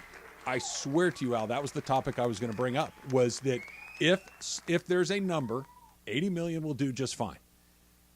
Is that where a team like the Dodgers specifically, what have we talked about ad nauseum with them over the last... They don't make bad deals. They don't make bad deals. Giving $80 million to one guy is a bad deal. It is. Would they do it? We'll talk about that coming up in a little bit, but not before we do a little factor cap. Coming up next, Travis Lee, 710 ESPN. All right, we are experiencing a roadway safety crisis, and we need your help. Join the Go Safely movement and share your thoughts on what actions are needed to make our roads safer. Really just looking for people out here in Southern California, looking for the public's opinion. Visit GoSafelyCA.org. That's GoSafelyCA.org, and take a brief survey. Again, this is to try to help find ideas to make the road safer. GoSafelyCA.org. Go Safely California, from the California Office of Traffic Safety. Prescription.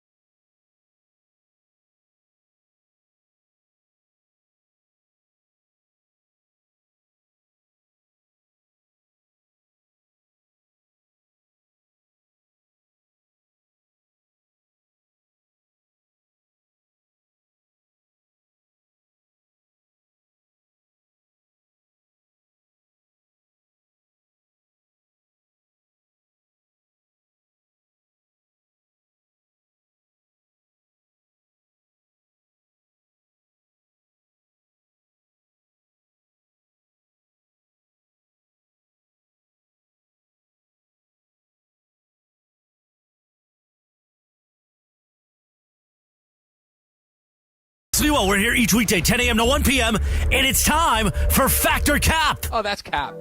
That's so cap, Dad. Everything I've said is a cap, but I'm going to go back. First of all, it's not a cap. It's no, it just is a cap. Welcome to Factor Cap. Hey guys, want to make sure that we clarify that was Michael Thompson, then talking about your son, Michael Rogers. Michael Thompson referenced Michael Roggles. Yes, exactly. So it's like a Love the Roggles family. We're great. Parker, I still need you to come in here and fix that whiteboard. Anytime now. Anytime. Anyway, so I don't know if you guys have heard of this show. It's called Claim to Fame. So the show is called Claim to Fame because all the contestants on the show are related to a famous person.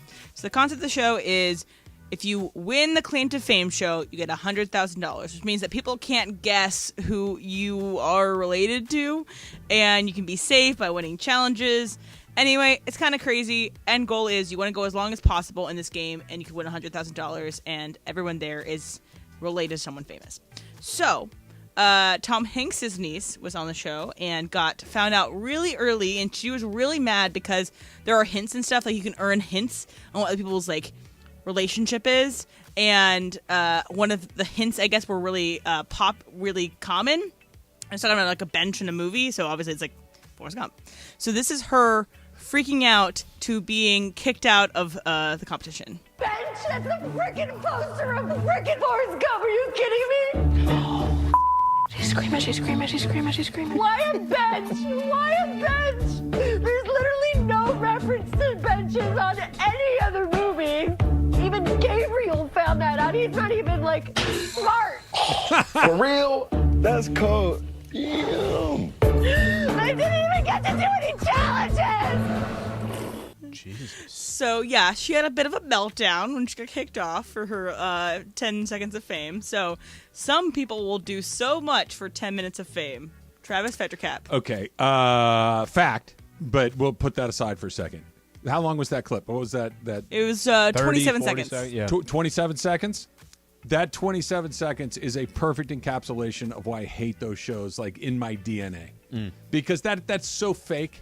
It is so ridiculously not a normal human reaction that it is this thing. Or it is of a spoiled child. It could be. I just don't believe. Look, I'm 51 years old. I've seen people have freakouts. I've seen people get mad. I've seen people become emotional and do all sorts of.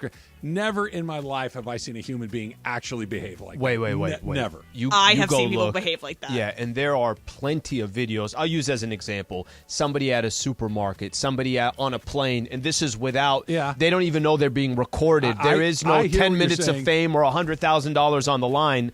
They are out there. I don't believe it's real. I know there are If I went to lunatics out Costco. there. I know there are lunatics out there. I get it. I understand that there are wackos, but nobody's wacko about something like that.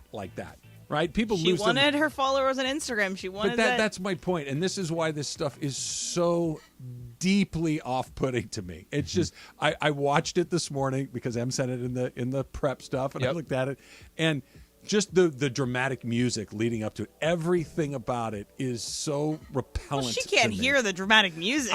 I mean, they could have known the they got idea, gold, right? That they got gold. All of it is just disgusting to me. So the answer to your question is fact. People will do crazy things for money and fame, but that thing is just awful. So it is fact. Here is the problem with everything that you just said.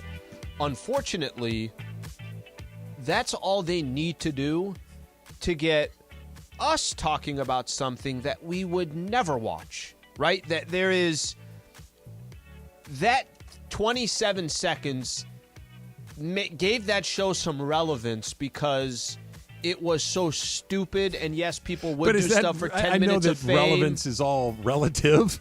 What if it got some clicks? What if it got some ratings? What if that's kind of the goal of the whole thing? I guess. I mean, I'll use... Because they're not actual famous people. They're just related to famous people. This is not the best example, but his example. We did Bit of the Year, and Mason won, right? Mason took his clothes off, ran all the way around the office, went over there. Social media team was all over it, and it won Bit of the Year, and it got attention, and Go Look on Social was kind of funny, all that stuff. That had nothing to do with what we do day to day, but it got some eyeballs. This is kind of the same thing where it got the eyeballs. Awful. Taylor? Fact. Why is Tom Hanks' family so awful, by the way? Like Chet, his son, is Chet's not great. Colin seems fine. He's the actor, right? Yeah. Yeah. I don't know. Wasn't Chet like a rapper or something, Taylor? Yeah. There's a lot of internet reasons. reasons. Yeah, there's a lot of internet reasons why he's not the greatest guy. Maybe do some research on your own. And that's all I have to say about that. Exactly. All right, so the Indiana Jones, The Dial of Destiny, comes out this Friday. So we know Harrison Ford obviously is Indiana Jones, but he has also been Han Solo. So my statement is Harrison Ford is the best action star of all time. Alan, fact or cap? Best action star of all time. Damn, that's a... Also could be a draft tomorrow. I just thought about that right now. Best action stars, not but bad. maybe we'll do that. Anyway, go on. Here's a problem. I'm going to go cap, but it's more for the fact that Harrison Ford was good. Harrison Ford, I remember Harrison Ford has had his moments, but I don't think of him immediately. If you said, hey, give me the greatest action star of all time, I don't know where Harrison Ford is going to come up on that list. It's cap for me. But I also would need to take a second and say, hey, Rock, here's Tom my Cruise, 3 favorite ones or whatever the case is. So I think it's Cap, but not by much, right? Because he is clearly the best action star of all time who's also a really good actor. And money-wise. Right. And I believe for a long time he was the guy that had more box office dollars. I think the Marvel people might have passed him by now, but he was in Star Wars and Indiana Jones and all of these other incredible franchises that he was a part of. And he's a really good actor. Like, he's a good dramatic actor. He's funny. I know your guy. But for just the flat action of it all, explosions, killing people, escaping, dire situations. Yeah. And this is obviously most recent for me. I watched part 2 of this last night. It's Arnold Schwarzenegger. That Arnold Schwarzenegger is I thought you were going to go Tom Cruise. Tom Cruise would be a good choice too. Yeah. But because Arnold is almost exclusively an action guy. A little bit of comedy here and there, but Arnold's never really dabbled in dramatic acting. Now I regret asking this now. We can still do a draft of it tomorrow, but I think it's a good option. Well, we all kind of know. For me, it's Arnold. It's obviously, and by the way, Nicolas Cage in The Rock. Can't recommend the Arnold and Con doc Air enough. It's terrific. Okay, but It's also terrific. I've heard Nicolas a lot Cage of good things about it's that. is terrific. solidly on the list of draftees because he's been in almost all of his movies are action movies. Who's that? Nicolas Cage. Steal the Declaration of Independence. If you're gonna do a 12-person list, anyway, we might do it tomorrow. Taylor. Nick's great. Tom's great. Arnold's great. They're just kind of too cheesy for me. My favorite's always been Clint Eastwood. I don't know. I just like. No, Clint is solid. He's the man. But is he an action guy? He's a tough guy for sure. His longevity, I think, has been.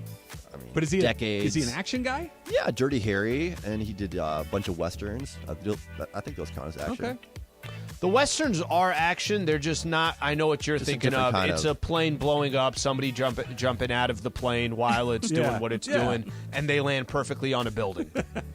Or they walk away as something explodes behind them. You know Right. what? This came out, I think, today. So Fall Out Boy did a remix of, or like a reimagining of "We Didn't Start the Fire." So I'm gonna play a little bit of it for you, and it's all updated. Billy since Joel song? Yeah, but it's all updated since 1999. So I'm gonna play it for you.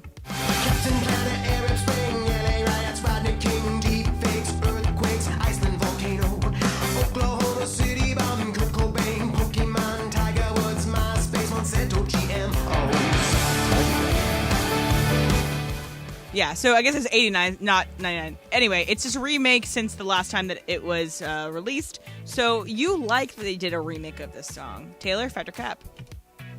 Fact, yeah, I think it's topical. Fall Out Boy, you don't go get your coins. And they are going to be featured on the new Taylor Swift re-recording coming out next week. Speak Now. There it is. I knew there was a Taylor reason Swift she was brought coming. this up. Hey, no, there's multiple reasons. I'm telling you right now, Taylor Swift has been brought up in more consecutive days than Ohtani. Hey. It's. I didn't bring her up yesterday, did Well, I? some days Ohtani does it. Yeah, think we yesterday did. when we came in, Yeah, her you're sixth- like, Taylor Oh, Swift yeah, had a yeah, sick show. Yeah. I even Did you bring forget. it up? It was the very first thing you told me yesterday morning. Travis, what do you think about this? I had that's the first I'd heard it, so I've only heard the 10 seconds or so you played. Yeah, I mean the original Billy Joel song wasn't one of my favorite songs ever, but anytime we're gonna remind me of Tiger Woods' deal in the early 2000s, I am here for it. I am 100% in, so I like that song. Al? I go cap. Didn't really do anything for me. If there's a remake to another song, I'd rather hear a different You song. want me to do Piano Man? But We Didn't Start the Fire is like iconic for the idea of you're just listing events. You're like, oh, I remember that because I listened to it in history class in Really? high school. Yeah, your teachers were trying to be teacher. cool, Yeah, and right. you're like, oh, we're gonna listen Right. to We Didn't Start the Fire, and then you had to like write down what each of those things were. I got a quick story. This dawned on me like in the last few years. I had a high school teacher at Acadia High that at the time showed us the entire miniseries. It's like from CBS or something like that, called Centennial. It had a bunch of very famous actors in it, and it was this story of the family, starting back in the Old West up to modern times, and it was like 20 parts long. It was super, super long. And I'm thinking at the time, like, man, my teacher's so cool that he's showing us this. He just didn't want to teach for 20 days. Yep. That it was just one of these things that I'll just put on a movie that's an hour long, covers Great. the whole class, and there were 20 parts of it. I'm like, this guy was a genius that he thought we thought he was being cool, and he got 20 days off in the middle of the school year. Same thing about this. So my AP U.S. history class, my junior year of high school, was split. So I had 40 minutes, and then I had lunch, and then 40 minutes after lunch. So before lunch, we'd always do like a clip from a historical TV show or movie, and then he'd come back and then do a lesson based off that. So we watched like the John Adams miniseries on HBO. We watched Roots, and we watched another cool thing. So I don't know. It helped us synthesize the knowledge. remember it. Exactly. Yeah. And it was all good stuff. It was like quality things. All right, I'm going to do one more quick one based off of the penmanship aspect of all this. So you know how to write in cursive, and you still write in cursive. Travis, fact or cap? Cap. I know how to do it, but I don't do it. I was one of the last few generations that was taught cursive I was penmanship. taught. Were you really? Yeah. My kids weren't. right? And my oldest and you, I think Emily, I was are pretty close. Yeah, I was the end. I know how to do it. I can barely read it, quite honestly, when I see it, but I never write in cursive. I print. Al? Cap, I haven't written in cursive in so freaking long. I don't do it. It's not one of those habits. It's like, I want to keep that going, so Cap for me. Taylor? Fact, yeah, I know how to do it. I don't do it often, but don't you hate the Z? Isn't that just like a... It looks like a J. Yeah. It's in the capital Q look like the some number letters 2. Don't make sense, but... Yeah. It's a all good about how art. you used to write and you didn't have to like lift your hand or anything, but I doodle in cursive often. I know who doesn't know how to do it. Parker. Ayo. That's why I brought it up. Also, Parker, you're fine, bro. We missed mentioning Jason Statham. I mentioned him in this room, and I over the weekend watched a preview for Meg 2, and I was all in. I'm so excited for Meg 2. That trailer looks awesome. I'm going to see it in the theater in IMAX 4D. All right, so is there a number with Ohtani where teams like the Dodgers say, we just can't get there? That's coming up next. It's Travis Lee, 710 ESPN. Hey, is your vehicle due for service? And before you head out for on the road with your family this 4th of July weekend, make sure that your car is running at its absolute best before the barbecue and before the fireworks. Visit Valvoline Instant Oil Change for 20% off of your purchase, because for over 30 years, Valvoline has provided quick and convenient automotive maintenance services for busy people just like you, which means you don't have to get out of the car, go sit in that weird waiting room, drink that bad coffee. At Valvoline, you stay in your car nice and relaxed. It's nice and safe, while the expert technicians make sure that your ride is at its best. Whether it is transmission, tire rotations, oil changes, and more, just pull up, drive in, and drive out in about 15 minutes. There are over 80 locations ready to help you get your ride ready for the road in no time. So visit SoCalOilChange.com to find one of those locations and get game-winning coupons off of your next Valvoline Instant Oil Change. With Next Level Tech.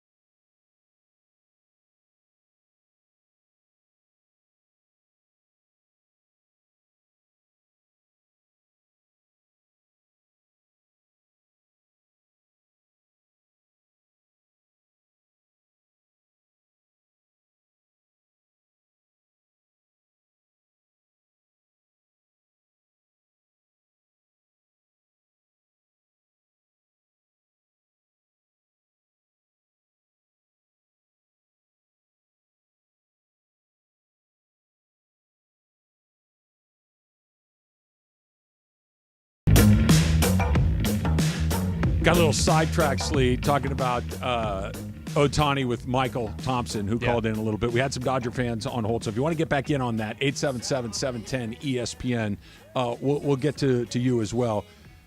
Michael kind of jumped ahead to the front of the line to talk about the thing that I really think is fascinating. You know how much I like Ohtani. Yep. You know how much I like the Dodgers. and you know how much I want to see Ohtani on the Dodgers, right? This is the perfect marriage of my favorite team and the best baseball player I've ever seen in my life. By the way, in the prime of his life, he turns 29, I think, next month, who's just entering the best years of his baseball career, and he's a free agent, and the Dodgers have cleared their decks to try to make a run at this guy, and they seem like they have a really good shot at it. I'm 99.9% in. There is a number, though, that we were talking about with Michael that just makes you go, all right, hold on a second. I don't think that you can prepare for the worst-case scenario, but you at least need to acknowledge its existence. And if Ohtani is sucking up $80 million a year of your payroll, and something bad happens to him, if he hurts his arm, if he performs, whatever, I don't even want to put it out in the universe because I don't want any of it to happen.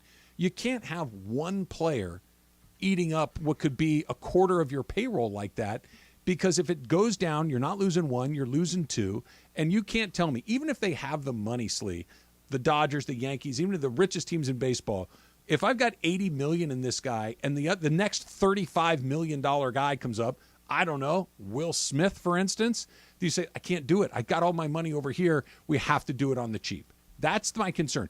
At 50, I'm in. 55, I'm in. 60, yeah, okay, I think I'm in. 60 and above, now all of a sudden, you really got to think twice about this. If there is a drop-dead number, I really believe that. So I don't think the number is going to completely decide what Shohei Ohtani's decision is going to be. The pay that he's going to get? Whatever anybody offers him, I don't think that's going to ultimately be the decision.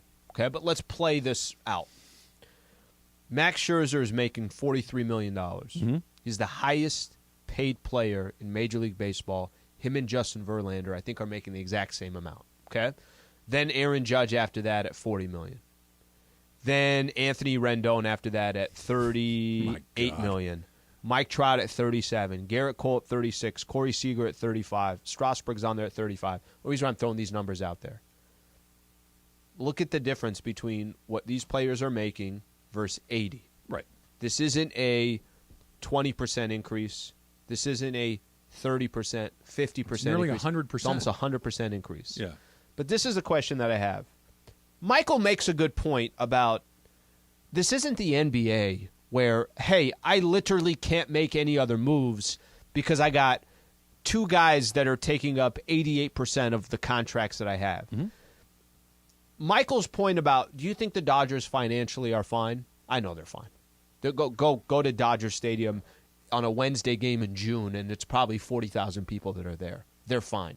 Go look at their cable bill, their cable deal with Spectrum. They're fine. Sure. They're going to be fine. Sure. I get that point of he's going to be box office, and what he brings to the table for any organization is going to be ridiculous. And on top of that, if you put him on the right team, there's certain organizations, him on the Angels, you can maximize to a certain point. Him on the Yankees or the Dodgers or even the San Francisco Giants, a fantastic market, you now maximize to a completely different degree. My question has less to do what teams are going to offer him. The money's going to be there. And if it just comes down to the financial, the Mets know the only way we could get him, probably got to offer more than everybody else. Where the Dodgers have a little bit of, we'll be in the ballpark. They got a pitch. We'll be in the ballpark, but at the same time, can we just show you our They've organization? Got a sales pitch. Right? They've got like a sales pitch that makes sense. Sit down with us Sure. and let me show you what we do here. I think the question also is going to eventually come down to Ohtani. I could go make, I'm going to use Michael's number, $80 million playing for the New York Yankees, or $80 million playing for the Mets. The whole reason why I'm even looking at not playing for the Angels is because I'm not getting an opportunity to compete. That the teams that are the smartest out there are making decisions that also, I could bring up guys from the AA, I could bring up guys from the AAA, and they could literally have success in the majors today. I can bring up guys in the farm system that are not costing me much money. I have a rotation, I have this, I have that. How much of it is going to be Shohei Ohtani? Would you be surprised that Shohei Ohtani's taking $10 million less a year to play for one organization over the next? Yeah, I would. I wouldn't be surprised. I wouldn't be if it's only going to come down to finances and it's only going to come down to, I mean, can't he find himself in a situation similar to the Angels where he's on a team and he feels like he's not competing? No, look, I don't disagree with anything that you're saying. That fit matters, for lack of a better, right? That we got to be good, right? I don't want to go run this back all over again on another team because you spent all the money over here, you don't have any money over there. I get that your farm system is depleted because you draft poorly, you don't develop correctly. I understand that. I'm with you on all of that. I understand there's opportunities to make more money that have nothing to do with whatever major league team signs him. There's, endorsements and everything that comes along with being the face of a sport. I get all of that. The one part that I don't sign up for, I'm not arguing with you that the Dodgers are going to go bankrupt if they give him that money, or the Yankees. That, of course, they're still going to make their money. Of course, they still have plenty. But that's never the reason that these guys do what they do. They do what they do within a budget. They have a plan. There's never just we'll still make money, just do it anyway. None of these teams operate like that. They don't. And just because they can give him 80 doesn't mean that they will. I don't think that the numbers are going to get up there, because if he goes down, and I understand it's a terrible way to look at it, but if you are a general manager of a baseball team, a president, you have to look at the contingencies. That what if the worst thing happens? Where does it leave me? If he's sucking up that kind of money, it leaves them in a really weird spot. You're not going to have an $80 million guy and a couple of $40 million guys and a $30 million guy. I just don't think it's going to happen. And especially with what you're looking around the rest of baseball right now, Padres are scuffling like crazy. They handed out more money than everybody. The Mets, who you mentioned, handed out a bunch of money. They're worse than the Padres. The Phillies paid everybody this offseason, it seemed like, going to get Trey Turner and everyone else. They're really scuffling to go around. But what if it's like the Seattle Mariners, who aren't necessarily spending that kind of money? But they're the perfect example of what I'm talking about, Em, right? That if the Mariners gave $80 million and now Julio Rodriguez is up, and you got to say, listen, man, we love you, but you're going to have to take a haircut here. You're going to have to give us a hometown deal. I can't have a $50 million guy and an $80 million. But maybe in New York or Los Angeles. You can't do it in Seattle. Isn't that a part of Shohei also being responsible in all this? Do you think Shohei is going to take the top dollar? No, but I think all of the offers will be really close. I don't put it this way. Maybe if somebody's offering 61 and someone else is offering 59, I don't think that's the difference. But I think if somebody's offering 60, if the Dodgers are offering 55 a year and the Mets come in at 65 a year, you think he's going to be a Met? I think that's a likely scenario. I do. And maybe it's not 10, but there is a gap where it's like, I can't leave that money on the table. Let's say the Dodgers are at 55 and the Mets are at 75. Okay? That's a different number. But my point isn't what is the number. My point is there is one. But if I'm Ohtani, hypothetically, if I'm just Shohei Ohtani, and the whole reason why I may potentially leave the Angels, I'm going to say this. I said it earlier. I'm going to say it again. I really want to see the Angels in the playoffs, and I really want to. I want to see Shohei. Can you just say that you want to see Shohei in the playoffs? No, I want to see the Angels and Shohei in the playoffs, and I want Shohei to get a playoff run with the Angels. I really do. But with all that being said, if I'm Shohei Ohtani and I'm going to eventually make a decision of leaving the Angels, and I have my reasons why, I'm going to go pick the Mets, who, yes, have all the money in the world, but it doesn't mean that they've made good decisions. I get it. I'm not saying it's a good decision. And I could very easily end up in the NL and not make the playoffs like I was doing with the AL. I'm not arguing that that's not what would happen. It could happen. But what I'm saying is there comes a point where it's like, I just can't turn that down. Right? Let's use us as an example. We're on a radio station a lot of people listen to. We make what we make. What if some guy says, look, I'm going to broadcast out of my kitchen. No one's ever going to hear it, but I'm going to pay you 10 times what you're making right now. Bye. Right? I know I'm in a worse situation, but I'm good. Right? And it's not a perfect comparison. Then why not just stay with the Angels? Because they're not going to 80. But just... Are you sure that they're not going to spend stupid money? It might be their only chance to keep him. Actually, that actually makes it more fascinating to me. Honestly, the man's going to offer money. We'll Artie come back Moreno's going to offer money because I think that they're literally the only team that doesn't have a chance to keep him. I think that they're the 29. We'll talk more about it on the other side. It's coming up. It's Travis Lee, 710 ESPN. And have you done it yet? Honestly, go do it. You will be pleasantly surprised when you go to espnla.com and nominate a high school junior or senior in your area that you know that maybe it's a family member, maybe it's one of your students, somebody in your community that's making a difference, somebody in your community that's doing really well in the classroom. Nominate your child or student at espnla.com, and 10 All-Star students will receive $250 in cash and a VIP experience at our 710 ESPN All-Star Friday event. It's coming up in just a little bit more than a couple of weeks, July 14th at the West Covina Sportsplex. And it's very cool. The Rotolo Chevrolet and Capozio Buick GMC are giving back to the community. So your niece, your nephew, your grandson, your next-door neighbor, the kid that takes in your trash cans, whatever it is, you want a kid that wants a little recognition and $250 in cash in their pocket, go to espnla.com and nominate that child today. Special thanks to Rotolo Chevrolet and Capozio Buick GMC for giving back to our community. Did you know?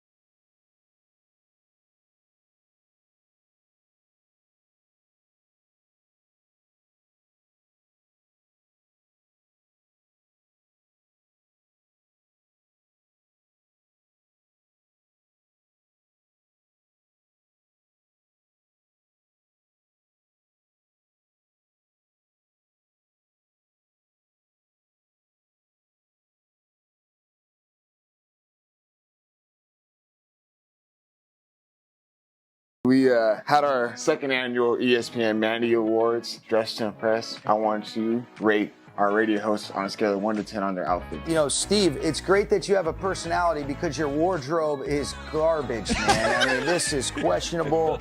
But, you know, you actually pull it off. I give you a 6 just for the courage to wear this. Congratulations, my man. Hey. Would you happen to wear that outfit yourself? 0% chance. I like this. You know, the jacket is subtle. You got to look close to appreciate the intricacies. The shoes are swaggy, maybe just not for you, John Ireland. What do you mean not for you? That was it? Yeah, just not for you, John. Jorge, you know, this is swaggy. The jacket says I'm the man. I'm not afraid to take some risks, but the shoes show that I got some swag. You know, and I can be able to kind of dress it up or dress it down. Jorge, I commend you on this one right here. There you go. Sounds like Jorge's the winner. He's actually a Niners fan. Yeah, this is trash. Were some ballsy outfits you guys had on right there. I mean, I saw some risk taking that you guys had on. And I'll tell you, I don't know if I have the courage to throw some of those outfits on that I saw from you guys. So touche for that. I rep my team, coach. Wear that red and stuff. Yeah. So hey, you don't talk to me. All right, you got it. Away. exactly. Yeah, exactly is right. 10 a.m. to 1 p.m. each weekday. Here we go. Live from LA Live. Sweet Tea, Travis Rogers. Hit him in the face, Sliwa. I'll still take the face. Travis and Sliwa right now. Yeah. So Emily, you may have created some problems in the universe with one of your Factor Cap questions. Yeah. The question of do you still write in cursive and do you know how to do it? Mm-hmm. I had two of my buddies, Brian and Greg, on my phone say that it destroyed their self-confidence in grade school because they couldn't figure it out. Okay, because well, I'm they were sorry. a little behind and they never really caught up yet. You're and they're going still after struggling everybody with right Okay, now. And Parker over there, I walked by, he had his head down. Just That's the funny thing, too. It's like my dad crying has back wonderful there. handwriting. My mom actually doesn't have that great of handwriting. She's a doctor, so just kind of scribble. But, like, I don't understand why my boys never really cared about Tyler, you penmanship think that's going to be enough food? Tyler just walked into the studio with the most ginormous plate of food I've ever seen in my brother. life. Eat. That's awesome. Get It's in all great there food. It's and great food. eat. But yeah, no. I interrupted you. But My fault. cursiveness and all that good stuff. I think that, I'm sorry that it was a scarring experience for you, but I don't know. I think it's a valuable, it's a pretty way to write. Did you have a class, like those classes when you're in grade school, right, and everybody's kind of learning things for the first time, that you realized you didn't have an aptitude for it and you just dreaded? I had one that to this day, it still makes me feel a certain way. We had music like twice a week in like third grade, and the teacher would write the notes on the board.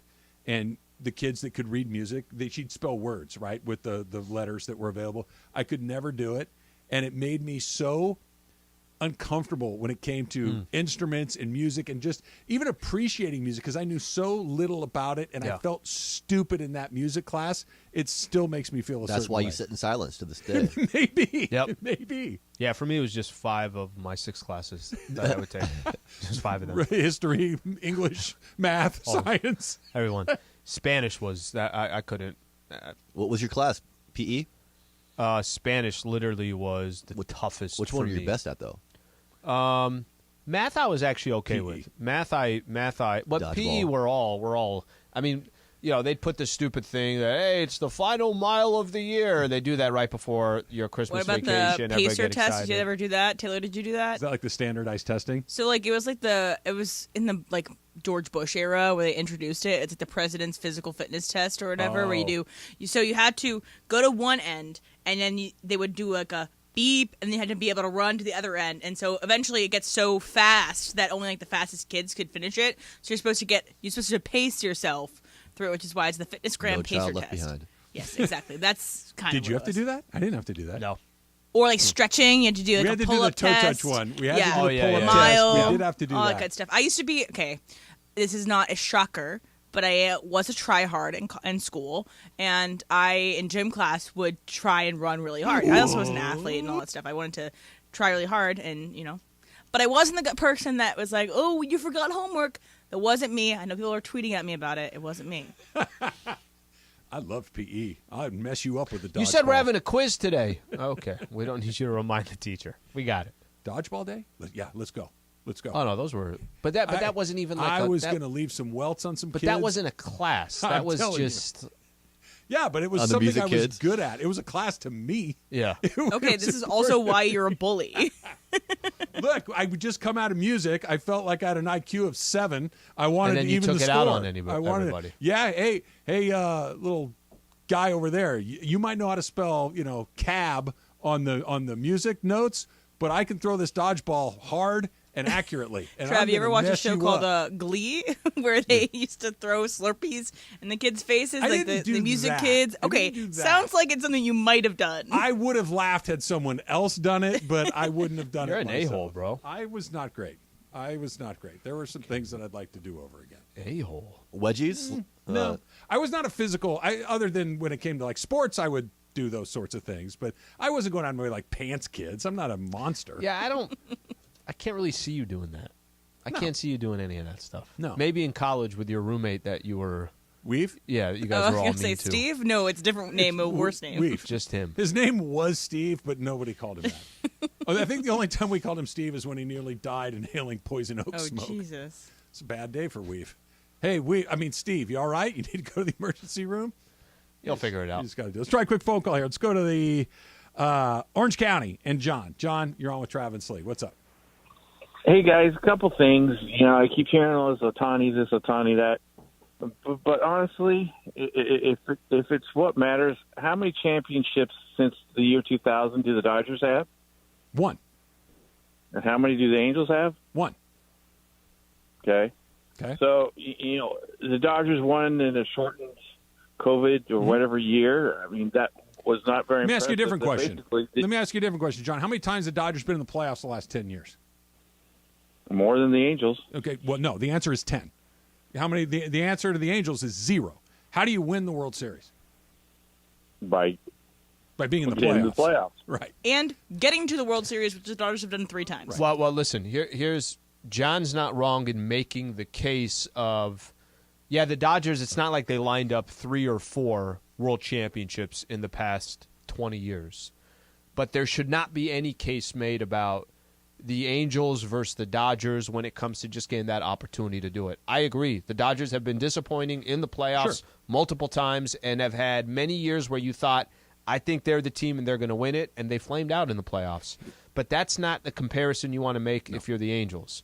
If I could just go back to one thing we were saying, we were talking about how much money we think Artie Moreno is going to throw at Shohei Ohtani, right? How much money is Artie Moreno going to – can Artie Moreno outspend the Dodgers to keep Shohei Ohtani? Listen, if all we're talking about is the Dodgers are responsible and they don't do this, they don't do that, you would tell me yes. What's Corey Seager hitting right now? Like 350. Okay, something stupid. Yeah. I'm only using it as an example. Is even players the caliber of Corey Seager, they're saying, we got to let you go, buddy. Thank you for being here, but we're moving on. We got somebody else that's going to go play that position. It wasn't even that exactly. I just think because I think it matters. It was, we want to keep you, but we want to keep you at this number. If someone wants to go nuts, we're going to let them.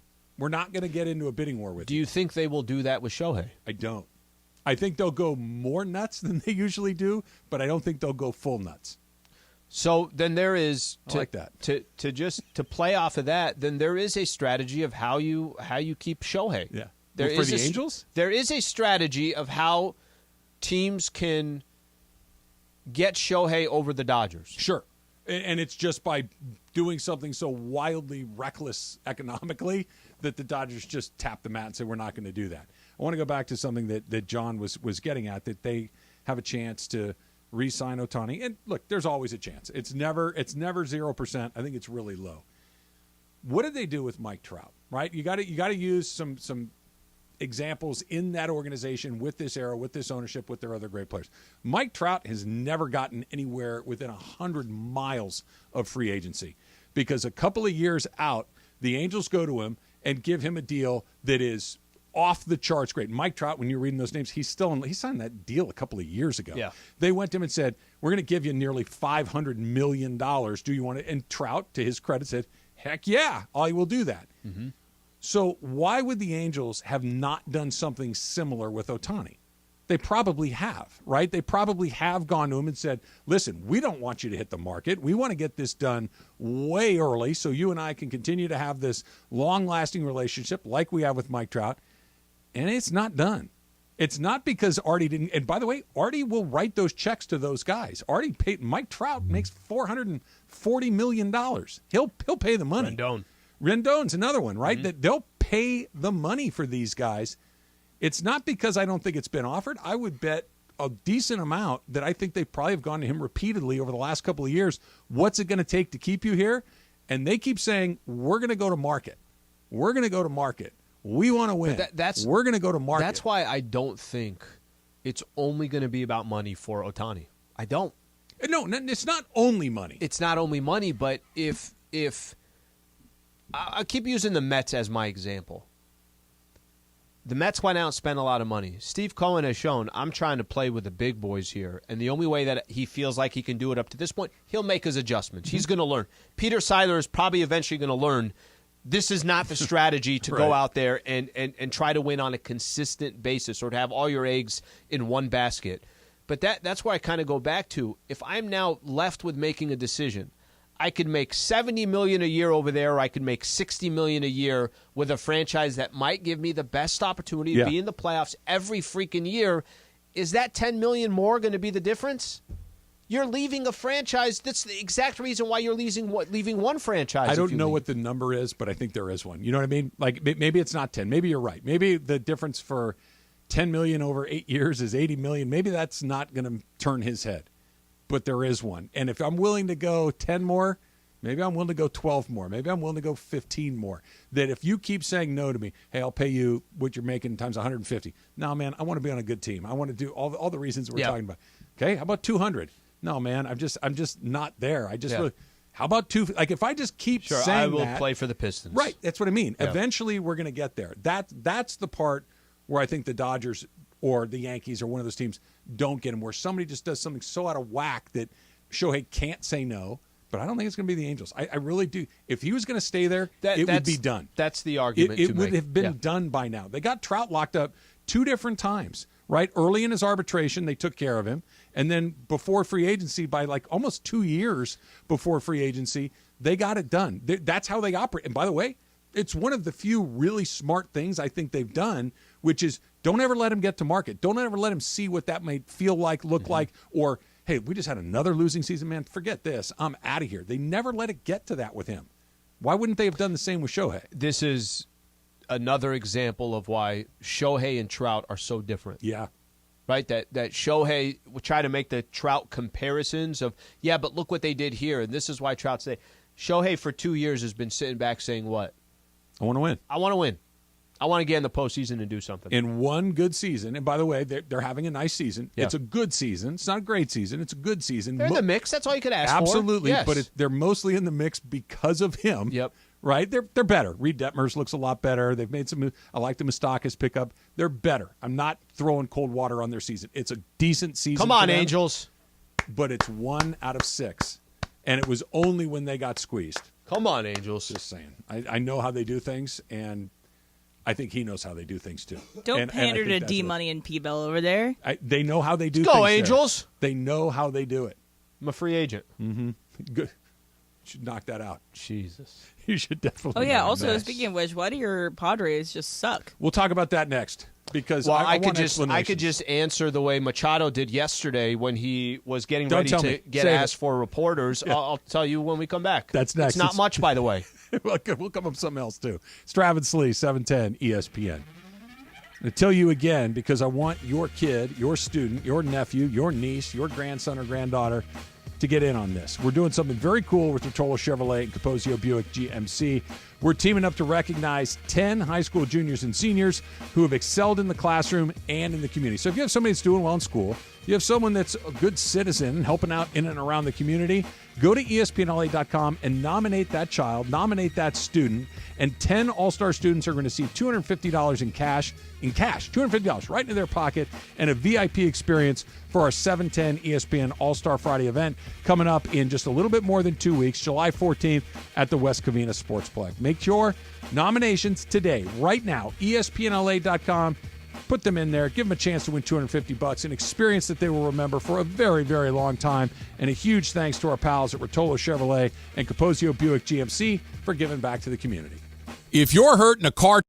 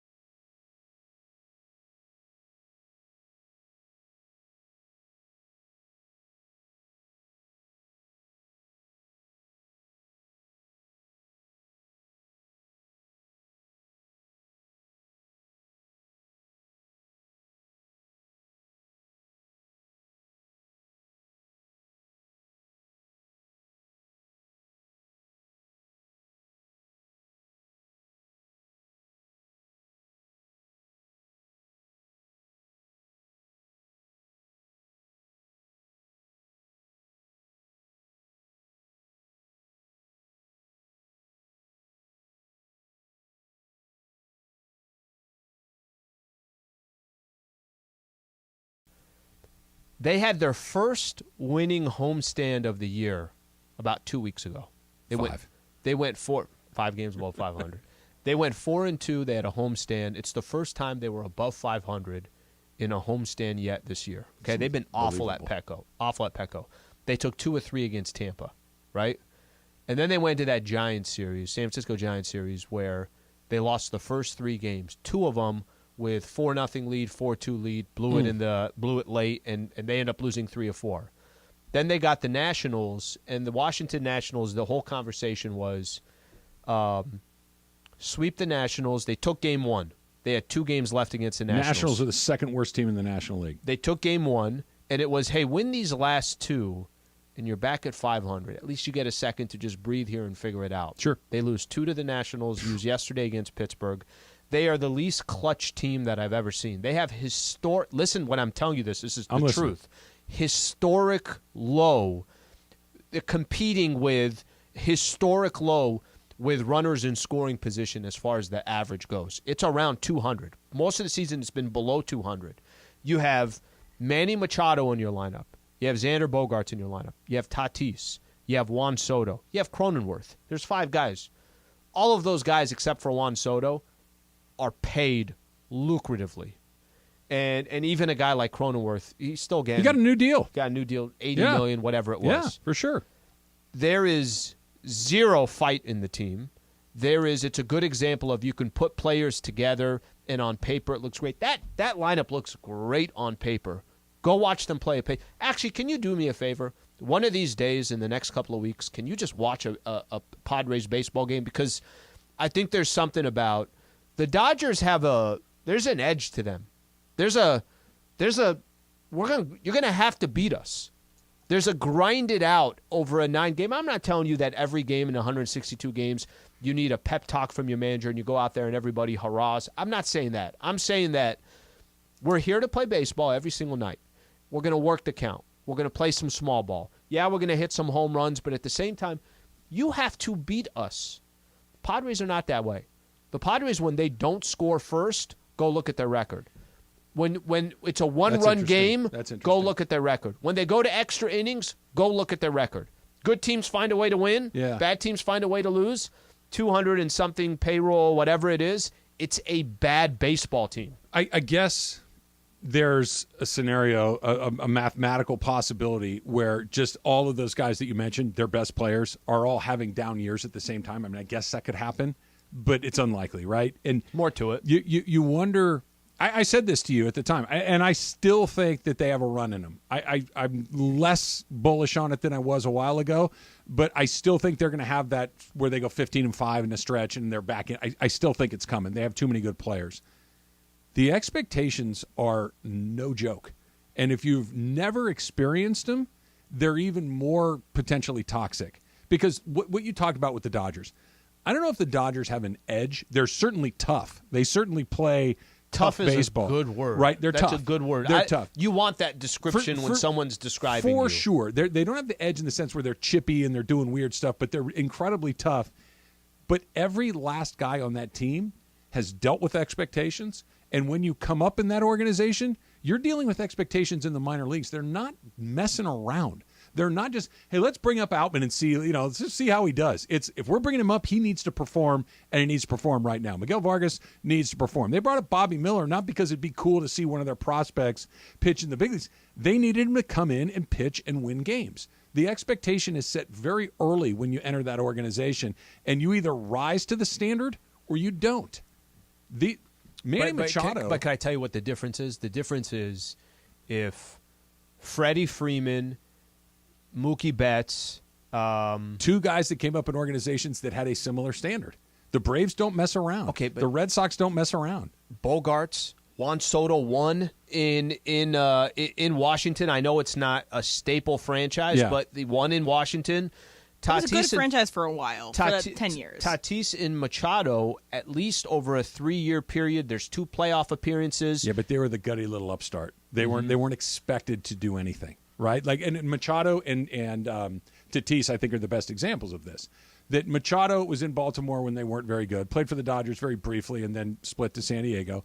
But it's always, hey, look, if we get hot, maybe we can beat anybody, which is what happened, right? They got hot at the right time, won some games, and then they went out and spent a bunch of cash and bought a bunch of players, good players. But now there's nothing cute about you guys anymore. You're expected to go win 100 games, and they are absolutely floundering under the weight of that. How are they that bad on offense? I don't know. I haven't seen enough of them to have I don't know if they're swinging at bad pitches. I don't know if their approach is bad. There's no small ball. There's no, hey, we're just fighting to get on, and if I get on first, I'm going to fight to do everything I can to get on second. I'm just moving runners over. That's a lot of good players to be that bad. That's a lot of good players to be that bad. Somebody had said something which I think describes them very, very well. Which side of that jersey you playing for? Yeah, well, that's a Tommy Lasorda line. You playing on this side or you playing on that side? You play for the name on the front of your jersey, not for the name on the back of your jersey. I really do genuinely believe this. The Dodgers, from what I've watched all season long, they are playing, and I'm not telling you that it's every year like this, and I'm only using the Dodgers. There's other examples. The Giants, I think, play for the San Francisco. They're playing less for the name on the back. I feel like the Padres, they might as well turn their jersey the other way. then that is a totally different thing. That is entirely a leadership problem. And I'm not even talking about leadership on the field. That's part of it. I'm talking about leadership in the clubhouse. That's the manager. That's your best player or two. And it's leadership at the very top, where if you don't – look, this goes back to the Dodgers. I'm a broken record. Seidler or Preller? Both. Okay. Which is, if we bring you in here, you have to meet this standard. And if we don't think that you're going to fit in culturally, then we're not going to do it. Problem is, what's the standard? That's the problem. There is. Well, they're trying to figure it out. They're trying to figure it out, but there isn't a set standard. God bless Manny Machado, but he is not this, hey, that's how you lead. No. You could lead in many different ways. I don't have enough time, and Johnny Hustle is not leadership. You could lead in many different ways. That's not the blueprint of how you should lead. You look at you don't have a Kershaw. You don't have a Freddie Freeman. You don't have these guys that have led teams at multiple different stages of their own career. Xander, I really thought Xander Bogaerts was walking in. I'm like, that dude is going to be the leader of that clubhouse. He's got 2 World Series. He came up in the Red Sox organization. I thought he was going to be that guy. He's really good, and he maybe morphs into that guy. He's new. It's real. Freddie last year, right? Clayton Kershaw had to kick him in the ass and basically say, dude, are you over here or are you over there? He's still texting his ex. Right. And by the way, he snapped in right away. And from that point forward, there's been none of that stuff. Yeah, the Kershaw thing's a good example. Acclimated right away. But it was, again, it was one of those, he wasn't the guy. He might have been the best player, but Clayton Kershaw was the guy. Justin Turner was the guy. There's a culture that's built in these wins. And by the way, go back to the Showtime Lakers, go back to the Shaq and Kobe Lakers, that there's a certain if you're going to be with us, we're going to need a certain level of performance, or else you're not going to be with us very long. And it wasn't this rudderless thing where it just, we got a bunch of players and we can't figure it out. They move those guys out of there pretty quickly. Well, I think ultimately at the end of the day, for me, the most important thing, it's not you could be a team that's, okay, you know what, they're probably not going to win the division. But for them to be 4th in the NL West and this far back, they've been, I don't even know the last time they were 500. And I got to be honest with you, I think they started out the season 0-2. There might have been a quick stretch where they hit 500, maybe a game or two, but since then they've been below 500. All right, so yesterday Rob Pelinka introduced the newest members of the Lakers, which was interesting, but not nearly as interesting as something he said talking about the structure of the team. That's coming up next. It's Travis Lee, 710 ESPN. You looking for that new Silverado? I drove mine to Fresno this weekend. My, oh my, what an unbelievable truck. I don't need to sell you on the Silverado. You know why that's an unbelievable truck. If you're looking for one, though, no better place to go than Rotolo Chevrolet. RotoloChevy.com online, ROTOLO, RotoloChevy.com. And here's what you're going to get when you go into Rotolo Chevrolet. The selection, not going to beat it. The pricing, you're not going to beat it. But what you are going to see at Rotolo that you're not going to see anywhere else is unbelievable customer service. So what does that mean exactly? Well, 13 years in a row of being Dealer of the Year. It's like winning the MVP 13 years in a row. You're going to be comfortable. It's going to be transparent. It's going to be courteous. It's going to be upfront. When was the last time you could say that when you went looking for that new car or truck? Probably not very often unless you're a previous Rotolo customer. That's why people come back time and time again. That's why they tell their friends and family, oh, you're looking for that Silverado? You got to go to Rotolo Chevrolet. That's what Mike Capozio has built at Rotolo, and that's what they do every single day. Go see what all the fun's about. Rotolo Chevrolet off the 210 freeway in Fontana, Sierra Avenue exit, and when you get there, tell them that Travis sent you. July 4th.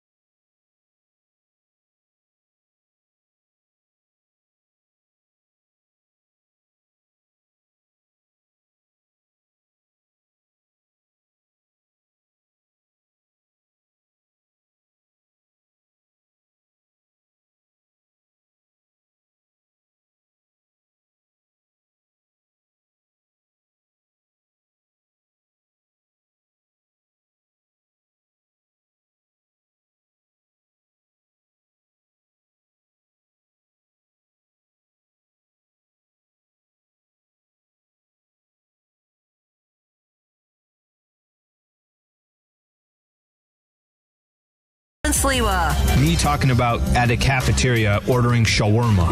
And I'm like, no, this is good. Yeah, this is great. This sounds extremely professional. Travis and Sliwa. On 710 ESPN. So did they feed you at the Laker event yesterday? Was there food out? Wingstop. Nice. Yeah. Nice. A lot of different options there. The reason I ask I did is some work. Everybody that I've seen go by, other than you and me, has had a giant plate of food in front of them at some point today. And there's a lot of food out here in our kitchen, but we got short breaks and not going to load up on chicken wings during the break. No, Tyler even came in during the break, was just eating right in front of me. He's like, for sure, Al, whatever you're talking about. Sorry, man, just filling up my belly. I like Tyler. Always have. We've done some stuff with the Rams and everything. You've been a part of our show now for, a couple months, give or take? It's an interesting start to I like Tyler. He went up in my book. He was already up there, right? And he went up in my book. I know why. I've never seen so much food piled onto a paper plate in my entire life. It was incredibly impressive. Let's be honest with each other. Those plates are not like... You got to go to the middle. Yeah. You got to go to the middle. If you hold it on the side, it's going to cave in. Yes, there's some work to do, but you got a good amount on there. Did you take down some wings yesterday? Yeah, I did. They have a variety of flavors? They did. What'd you get? Lemon pepper. Sure. Which is... It's number two. Favorite. It's number two. It's a great choice. Buffalo, just my traditional number Buffalo one choice. wings. That is number one. Yeah. They had barbecue too. I'm not the crazy. Skip that. Yeah, I didn't. But we should get wings. I feel like we're on the same it. page on this. Yeah. It's one of the rare times where we're like, yep. Like, do you guys prefer? We'll get you like 11 Michelob Ultras when Well, we this go. is where you're not going to like. They also had boneless. Don't I like put that. a couple of those on there too. Look, it was just easy. I had a fork, Can I make a clear, definitive statement on this? Yeah. A boneless chicken wing is not a chicken wing, right? But it's not something I dislike. They're just Right. it's a different thing. It's a chicken nugget, which they're perfectly fine. Let's just not call them boneless wings because chicken wings have bones. By definition, correct. But they call them that. Yeah, but I don't have to They've been participate. marketing it that And way. they cost a lot more than chicken nuggets, which is also why it's marketed that way. But Which is why it's silly. Do you guys prefer saucy wings or like a rub on wings? Depends what we're doing. If we're doing the buffalo, then they got to be sauced up, right? Yeah. Sauced and tossed. If you're doing a lemon pepper, then you want that rub. But I tend to almost always like more saucy than rub. Again, I'm not going to turn away lemon pepper, but it's Yeah. not my first choice, It's personally. number two.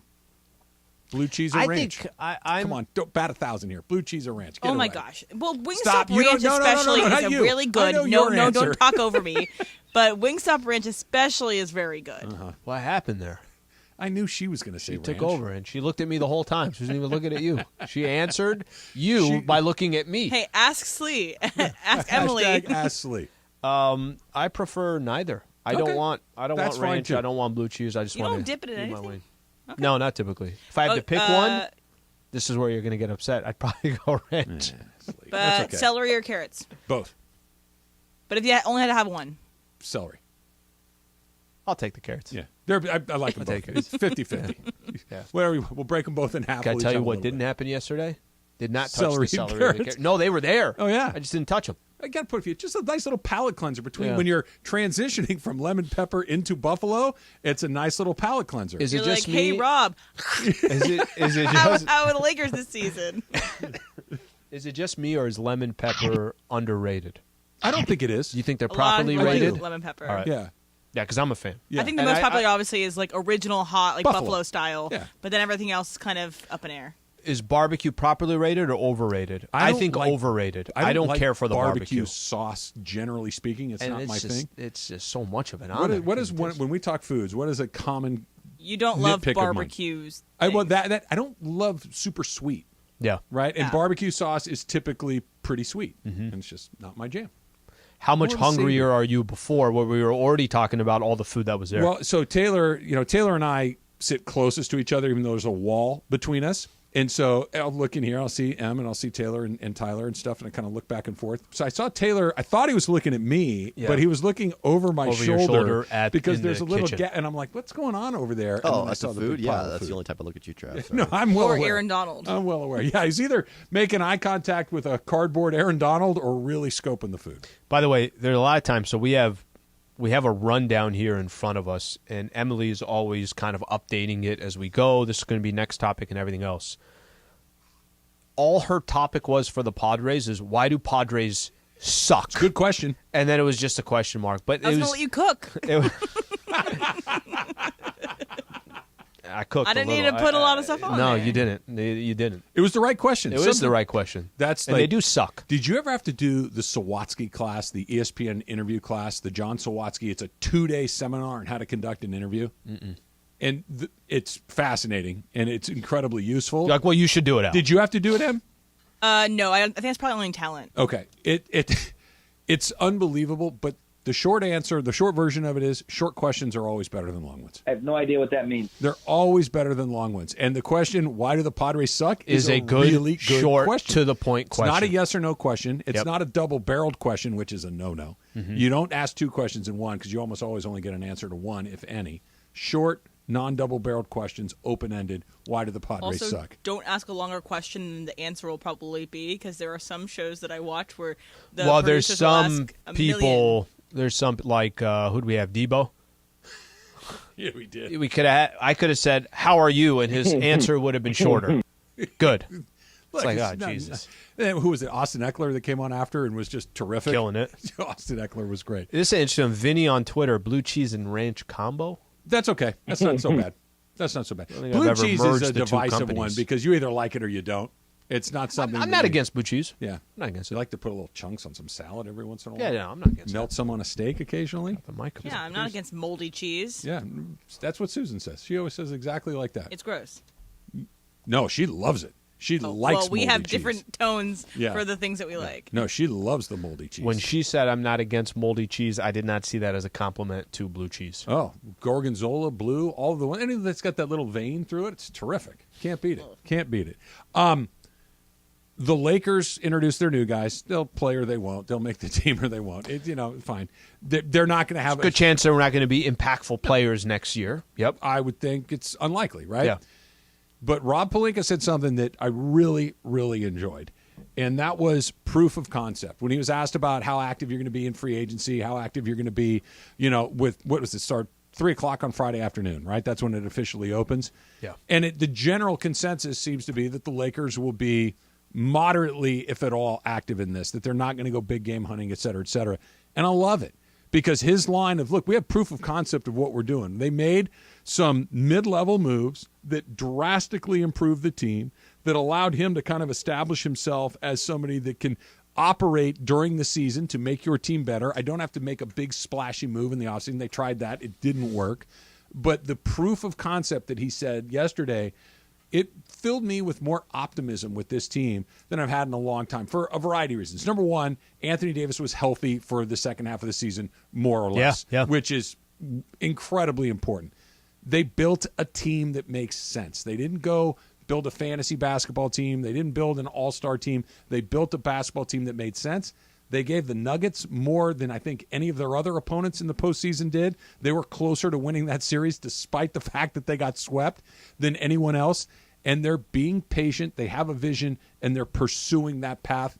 I'm incredibly optimistic that they're being tempered in how they go about this. So I think what they're doing, which is going to try to bring everybody back, Austin Reeves, Rui Hachimura, I think there's a good chance that D'Angelo Russell probably ends up with the Los Angeles Lakers as well. I think those are all kind of swung back around, didn't it? That went from a no way to, he's probably going to be back. But is it going to be still on the team come next playoffs? That's different. So, and by the way, what's his contract going to look like? Less than everybody thought. Yeah. I mean, if I told you right now, who's going to make more money next year, Austin Reeves or D'Angelo Russell? I bet it's pretty close. Probably very close. Yeah. If I'd have told you that 3-4 months ago, that wouldn't have been the conversation. So this is the odd thing about the Lakers. I think it's the right decision to bring the players back. I think it's the right decision if you can't be really complicated, go try to get another point guard, and it's not D'Angelo Russell, and you can't let the guy just walk and you get nothing for him. He's better off being on your team than not. But with all that being said, I think these are all the right decisions. I also don't have confidence that that roster specifically is going to get out of the Western Conference. And I could actually make a case. There are a number of teams that, whether you think they're better than the Lakers or not, I can make a case that the Phoenix Suns, I can make a case that the Denver Nuggets, I can make the case that I know, I get it, I understand it, the Clippers. I can make a case that there's rosters out there that are better than the Lakers, the Warriors. Michael likes to deal with Chris Paul. But even with Memphis Grizzlies now getting Marcus Smart, but even with me saying all that, I don't think they have a choice. I think these are the right decisions to make. I just don't think that by the time, like Emily just said, you can get to that trade deadline and it's the exact same roster. So you could be making the right decisions knowing that this can't be the final product as you go forward. What you just described is exactly why I like it so much. Because fast forward to January of 2024, right? And we're getting closer to the trade deadline. They could make a bunch of different moves. They have a lot of flexibility. A lot of flexibility. And if you would have said at the beginning of last year and said, hey, listen, you know what the Lakers are going to – they're going to trade a second rounder for Rui Hachimura, and then they're going to flip Russell Westbrook for D'Angelo Russell, Vanderbilt, and Malik Beasley, and Mo Bamba's going to come in. You would have been like, really? That's what they're going to do? All right. You wouldn't have been thinking, awesome. This is now setting us up. So who knows what – I agree with you. They're short. They're not on the Nuggets level. They might not be on the same level as some other things. I think that they probably are, but the Nuggets are separated. That doesn't matter right now. What it looks like at the end of next week when free agency is mostly settled and all the pieces That's have moved not around, your final roster. It's not what you're going to play in the playoffs with. Who, you just need to be. Are they good enough to win games during the season? Yeah, absolutely. They're going to win a bunch of games. They're not going to be that. Hey, listen, we're 13th place again 2 months. No, that's not going to happen. Actually, probably be a top 4, top 5 right, seed, that's what something I mean. like that. So now we can be far more strategic, and maybe it's another one of those deals that is in the middle of the pack. It's not near the top. I love where they are. I really do, and I haven't said that about this team in a couple of years. It's exciting. There will also be something that will be different for the Lakers over the last few years. After they won the championship, they went and got Dennis Schroeder, Montrezl Harrell, Marc Gasol. They flamed out in the playoffs. Anthony Davis got injured. They went out and got Russell Westbrook, Carmelo Anthony, Dwight Howard, Trevor Ariza, Avery Bradley. That didn't work out. The following year, they went out and got Patrick Beverley. They've also changed the roster so significantly every single year. This might be one of the few years. They went, I think, 18-7 since that trade deadline, that this will be one of the few times that they could potentially come back with a similar roster that they can build on. Schroeder on the team? I hope so. But I think somebody's going to offer him some money. I actually, I hope he's on the team because I actually think he was one of the more underrated players the Lakers had all of last year. But if he goes and gets a couple of years and gets paid, he deserves it. Not that I don't want him back, but I don't think he'll be back because I think somebody's going to scratch him off a little bit more than the Lakers would probably love to do. I wonder how much he wants to just play with the Lakers and how much he liked that role with the Lakers. I don't have the answer for it, but the man was playing 30 minutes in the playoffs. This is an advantage that the Lakers have that some other teams don't. Being on the Lakers, the Dodgers, the Yankees, the Dallas Cowboys. There are just some things that come along with that the not Hornets. every team has. The Hornets, for sure. The Pelicans. The Jags. Don't say they beat the Chargers. Look, I'm kind of a Jags fan now. I was ready to buy a jersey after that game. 64-point lead in the fourth quarter, something like that. What was the score? 30-3. It's a 27-point lead. 30-3. Still can't believe that happened. Oh, yeah, I can. Yeah, I can. You can believe it happened. It was because so the good. Chargers. It was so good. If you told me the Chiefs blew a 30-3 lead, I'd say, get that out of here. Remember, leading up to that game, Emily was ranking the 10 best-looking quarterbacks in the NFL. Oh, yeah. And Trevor Lawrence was on that list, Still and we were doesn't all He is a good-looking man. well, and we were all saying, Still what are you doesn't matter. talking about? And then after that game, I'm like, Trevor Lawrence might be the best-looking man. Okay, horses are beautiful too, Taylor. Okay. Messed up, Taylor. How dare he? Damn, Taylor.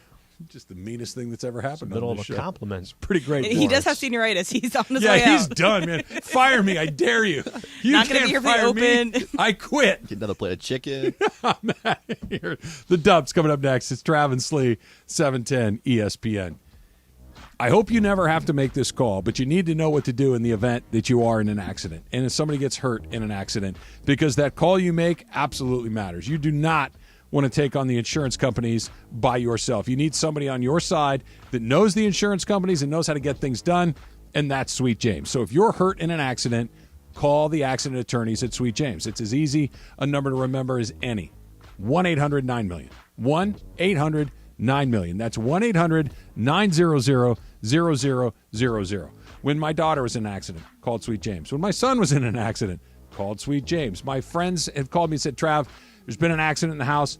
Should I call Sweet James? You comfortable with that? Absolutely, I'm comfortable. They call me back. Everything works out. This is what you need to do. You need to call Sweet James. Let him put his nearly 20 years of experience to work for you. Find out how much of that $1 billion in settlements that he's collected over his 20 years may be coming your way. 1-800-9-MILLION. 1-800-9-MILLION. Of course, you can go at sweetjames.com and please tell him that Travis sent you. We all hear the radio ad.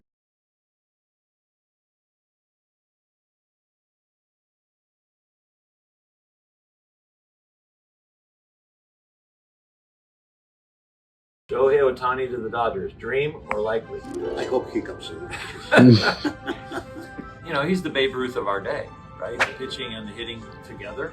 Some people think that the Dodgers didn't make a lot of moves in the offseason because they were saving budget for possibly trying to take a shot at Ohtani. I think one of the things that people don't understand about the organization is they're involved in every negotiation. Just because you don't cross the finish line with somebody and sign them doesn't mean you didn't make offers or weren't out there looking to get the guys. They're making an evaluation between the length of the contract, how much it's going to cost, how it fits their roster, how does it fit their roster this year, and how does it fit their roster for the next 10 years. I think Shohei's abilities and his contract will possibly fit the Dodgers. Yeah. So we'll see. I think they'll make a good run at it.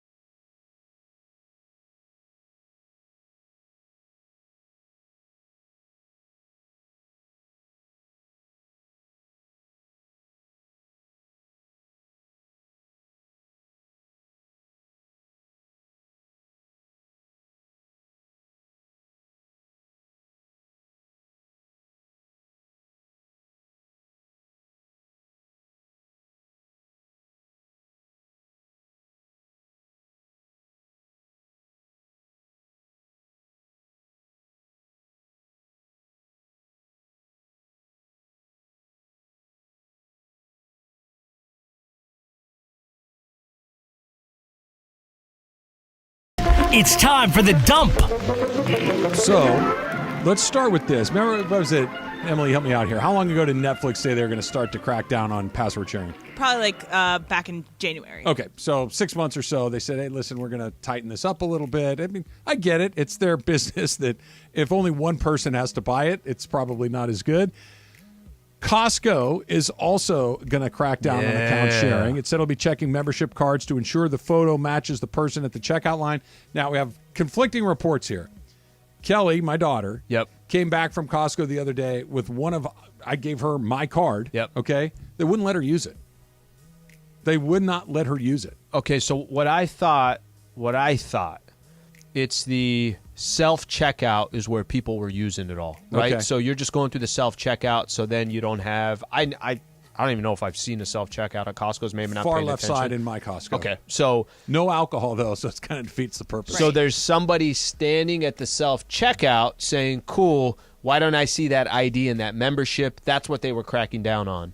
If Kelly just went through the regular line – then I get that they're saying, no, it ain't happening. But it's family. I mean, she's just running down there to get some things, and, well, maybe more than a few things, but that seems like I get it. If she showed up with yours, I get it. But the family? So I straight up, when I lived in Connecticut, there was a Costco, but I didn't have a membership, and one of my coworkers, Connor, had a membership, and I was buying big things of snacks. I used to volunteer at an elementary school.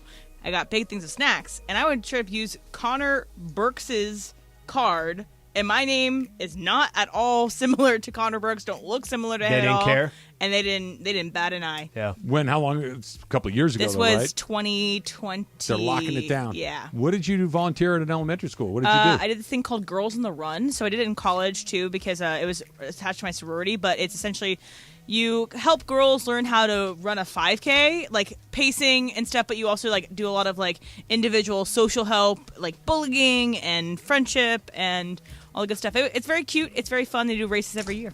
The National Day of Joy. Are you just today. real quick? Are you upset that they're cracking down at Costco?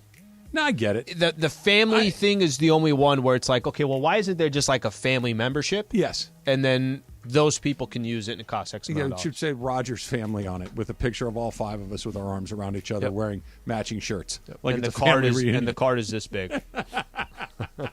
You wear it around your neck like Flava Flav. Yeah. You just walk in like, here we are. We're ready to do it. Today is National Travis, Day of before Joy. you get to that one, I want to talk about the first item on my list for the dump. Okay. So Bryan Cranston and Aaron Paul will play themselves as Bryan Cranston and Aaron Paul in tonight's episode of It's Always Sunny in Philadelphia. Fantastic. The episode is called Celebrity Booze, the ultimate cash grab. So they're going to be playing themselves, trying to get the gang, probably, I'm assuming, to sell their alcohol, like the Dos Hombres, at the bar in Philadelphia.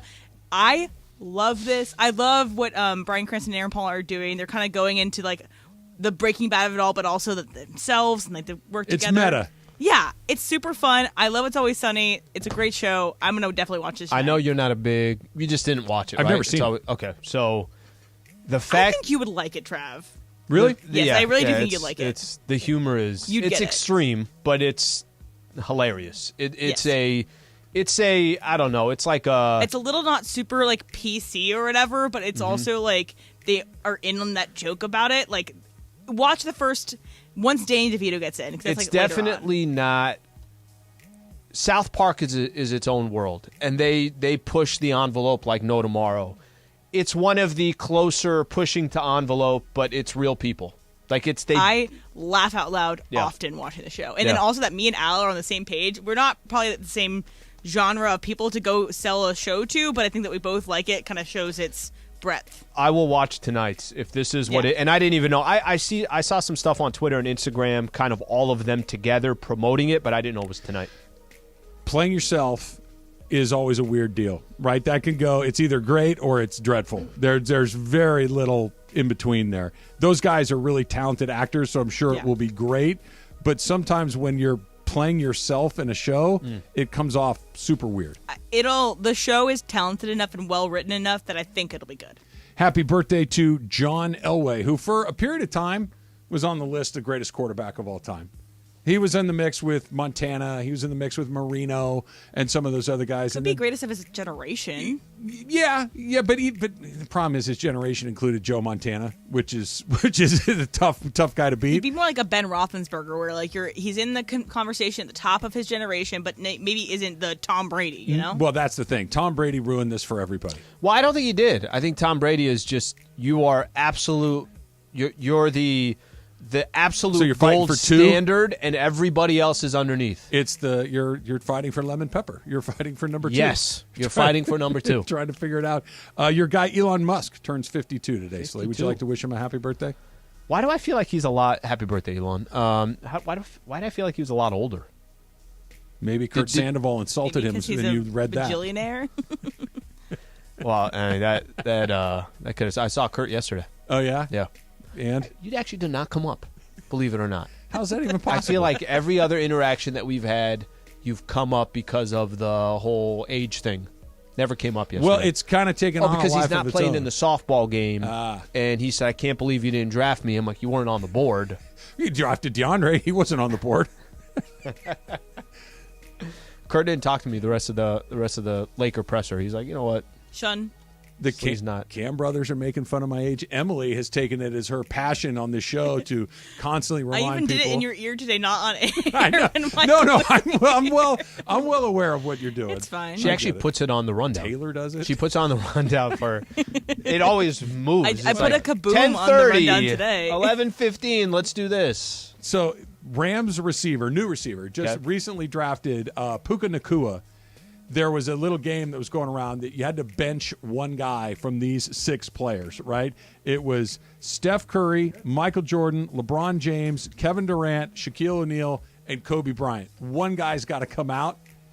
He took Kobe out, which just as a newcomer to Los Angeles, Puka, never take Kobe out of these lists. Even if you feel that that's the right decision, never take Kobe out. Kobe is always on the list. Anyone else you could have taken out of there, and it would have been fine. Don't take Kobe off the list. KD could sit. Is he trolling? Anybody. Really. Not in If KD you're could doing this sit. draft in Cleveland, Yeah. you can take Kobe off the list. It's fine. Yeah. In L.A., can't do it. Yeah, don't do that. Don't do that. Can't do it. Let's do a little super crosstalk. Bink. ESPN AM 710 Los Angeles. KRDC AM 1110 Pasadena, Los Angeles. K256CX 99.1 FM, Pasadena, Los Angeles. It's the greatest segment in LA sports radio history. Oh my God. When the shows come together for magic on the radio. It will only grow stronger. Super Crosstalk. Are we ready for Mason and Ireland to join Travis and Slee? Super Crosstalk begins. Super Crosstalk presented by In-N-Out Burger. In-N-Out. That's what a hamburger is all about. It's time for Super Crosstalk. All right, Beto is in for Ireland today. Mace is here. Beto, you've covered a million fights in your life, yeah? Were you at the fight between Holyfield and Tyson where Tyson No, bit I'm him? not that old. I'm not you. The reason I ask is I was at that fight. Exactly. Oh, you were at that fight. That happened today, 1997. Wow. Yeah. And it was near the top of the most surreal things I've ever been in. And it was probably the only time in my life where I really thought this could get really bad really quickly. This could be the end of it. That when he bit him and all hell broke loose in that ring, that it felt like we were 1 second away from a riot. Yeah. Like inside that arena, that people were just going to lose their minds. MGM Grand Grand just opened up. So. And then especially after the fight was over, right? The fight gets called off. He gets disqualified. And you've been to fights at MGM. There's always like that long procession away from the... It's like a cattle shoot. Court. Yeah. Everybody has to come out through the same exit, and it goes from, what's that arena hold? 15,000, give or take? 16,000, something like that. 16,000 people and out all one come door. Out of one That's shoot. not comfortable. Out That's one not door. comfortable. And so they route you through the casino, through the food, the restaurants, and all those things. The food court, It's the least safe I've ever felt in my entire life. Anybody running? You couldn't. No. You can't. You could barely take a step. It's so packed that you can't. There was nowhere to go. Have you ever been at an event like that where it's just all hell's breaking loose? A few years ago, I was working the undercard, so I was done early, so I was able to leave, and I was already. By the time the main event came, I was already at one of those bars, and there was a stampede of people came out because somebody at the Starbucks that's there was a fight, and it knocked down the stanchion, and it makes that loud pop noise because it was 3 of them that went down, and that led to people running. And I'm like, whoa! And you know how right there, right until you get out of that food court area, there's a craps table there. Yeah, right there by that Wolfgang Puck. I was there, and you can see everybody coming. I was like, time to go. So but it's crazy there. But yeah, nothing like Vegas for a fight. Did you used to go out and cover all those fights too, Mace? I did, yeah. Remember we used Radio to go Row. sit around and do the Interview Radio Don Row King. thing. Yeah. To Fred. Interview Where's Don Fred Sternberg? King, and everybody came through. You weren't It was at that fun. fight, were you? I was not. I was home watching that fight. I remember it very, very clearly. I remember watching that fight and thinking this is the weirdest thing I've ever seen. I mean, it was downright weird. He bit the guy's ear off. Didn't Tyson come out? So he's got his weed line, right? Yes, he does. But didn't he come out? Wasn't one of them? It's a gummy with an ear. Edibles. That's That's what an ear. Yeah. Is that what Taylor got us? Yeah, that's exactly what it was. Literally an edible he's in playing an it ear. up all like no other. Yeah. It's out in the desert right there by not Stepdad Leo. You ever been to an event where you're like, this is not safe. This is not going to end well for me. Not safe. Isn't going to end well. Can't think of anything. Mason, Have you? Not even dollar beer night in Toledo? Oh, Ohio? no. Dollar beer. No, it was dime beer night. Dime beer. Oh, geez. Dime beer night at Ned when you were working for Skeldon the minor Stadium league in team. Toledo, Ohio. Yes. Can you imagine dime beer? They cut Why off, charge anything? They cut off sales after you have I think legally, you have to charge something. After the third, they cut off beer sales. I mean, I'm surprised you got it that was a far. friggin' melee. What was that? Was awesome. it fights? Was it just debauchery? Fights. I mean, guys coming back. There was no limit on the number of beers, so guys are like, See, that's the hugging problem. beers. You Americans don't know how to behave. I was just in Tijuana on Monday. I went to a minor league game down there, the Toros. Yep. First of all, beers are $5 for 2 of them. Oh, nice. Yeah. And Travis, they don't stop serving at all. At the 9th inning, that's when the banda starts They playing. got a pitch clock in the Tijuana Yes, they league? do. Same league. Okay, same good. Pitch clock, umpire, Automatic, replays, all that okay. good stuff. Yep. Javi Guerra's down there. No, Dodger yeah, favorite. is he really? Yeah, he's down there. These dudes are getting paid down there. You can go to the minors, make a couple grand, or go down to Mexico, be a former major leaguer, be a name, and make about 20, 25 grand. So a what month. league is that? That's the Mexico. Damn. Mexico. Yeah, so I was in Tijuana watching Tijuana play Mexico City, but you're there. Didn't Fernando pitch for the Toros at one point? Fernando owns the Cancun team. Okay. So he's down there, but he pitched down there. But you go down there, and the guys that I went with were like, hey, what time do they stop selling beer? Like, they don't. And the 7th inning is when they ramp it up, baby. Let's go. How many people? This game was probably about 10 grand on Monday. But that's a great event. It holds about 20 something. It's fun. Mind you, Travis, you'll love this. And it's going to be my Miller Lite Minute coming up later on this week. You don't have to leave your seat.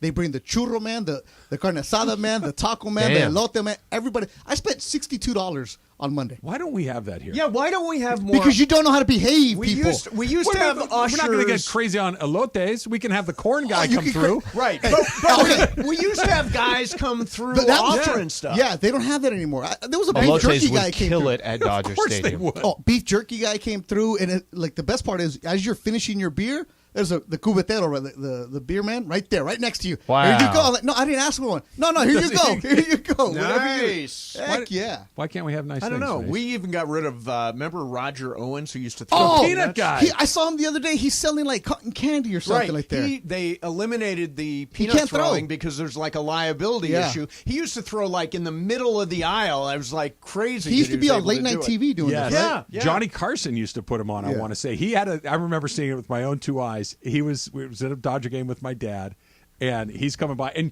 you would buy peanuts from him just so he would throw them Yes. at you, even if Behind you the didn't back. want him.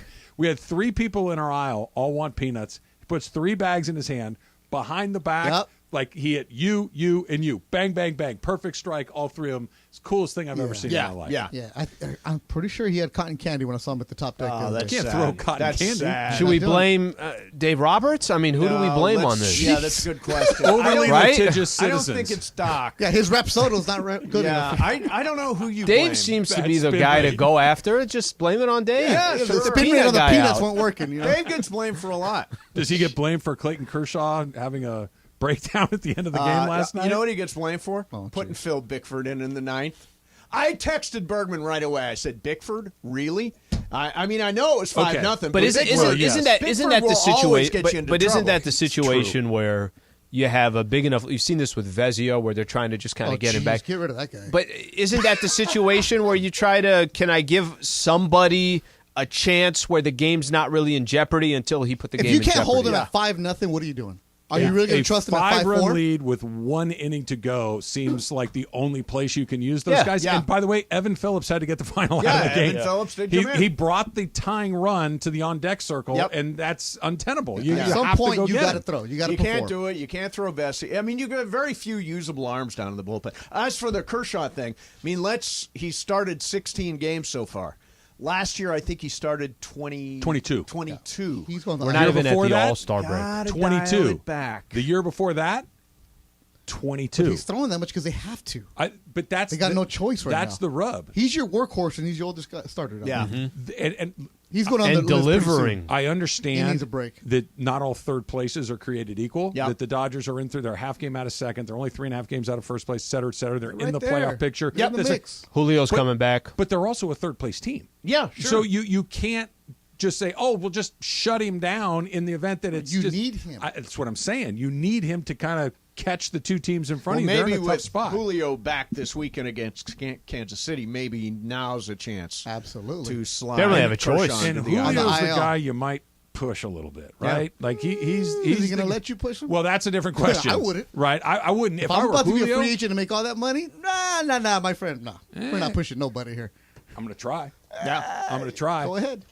You've done a lot of things to me in my career at the Dodgers. Well, that's what I'm saying, and I think that the writing's on the wall. Mm-hmm. I think that that's very obvious that he's not going to be a Dodger next year. That's every free agent. No, I can see him being a Dodger. It's just more On a you're gonna Dodger-friendly go- deal. Yeah, On a which Dodger-friendly nobody's deal. doing that. Right, that's what I'm If saying. Any free agent is gonna be like, nah. Remember who's that? Scherzer? Yeah. Nah, I'm good, guys. My arm's dead. Yeah, I'm good. My arm's You're a dead. free agent. When you we don't, really need don't ever you. help a team out if you're a free agent. Have So, you proposed a trade yet, Mace? I've got a trade in mind. Okay. Beto, what do you think of the teams here? You guys are 7-1 favorites on the Duran Sports line. 7-1 Yeah, favorites. because Team Sliwa has no pitching. No pitching. It's incorrect. No pitching. Who is your Who pitcher? is your pitcher? Right now, Kaplan is. Oh, he's the worst. how No, does no, that no. go? Listen, He's listen. the absolute Team Cap- Sliwa is the Angels. Cap You have was Trout, coming off and you have of- Ohtani and Yep. Kirk and Kirk and Yeah, probably just Kirk right now. Yeah, probably just Kirk right yeah, now. and no, Kaplan can play. Kaplan's a Kaplan ball. can play. Kaplan's good. Yeah, but besides that, First of all, Mario can play. Yeah, he's Mario's a soccer good. guy. No, No, Mario can play. Mario was playing short for us last year. Mario was Bergman good. butchered third base last Yep. year. but- Jorge can play. soccer guy. He's gonna kick everything. Yeah.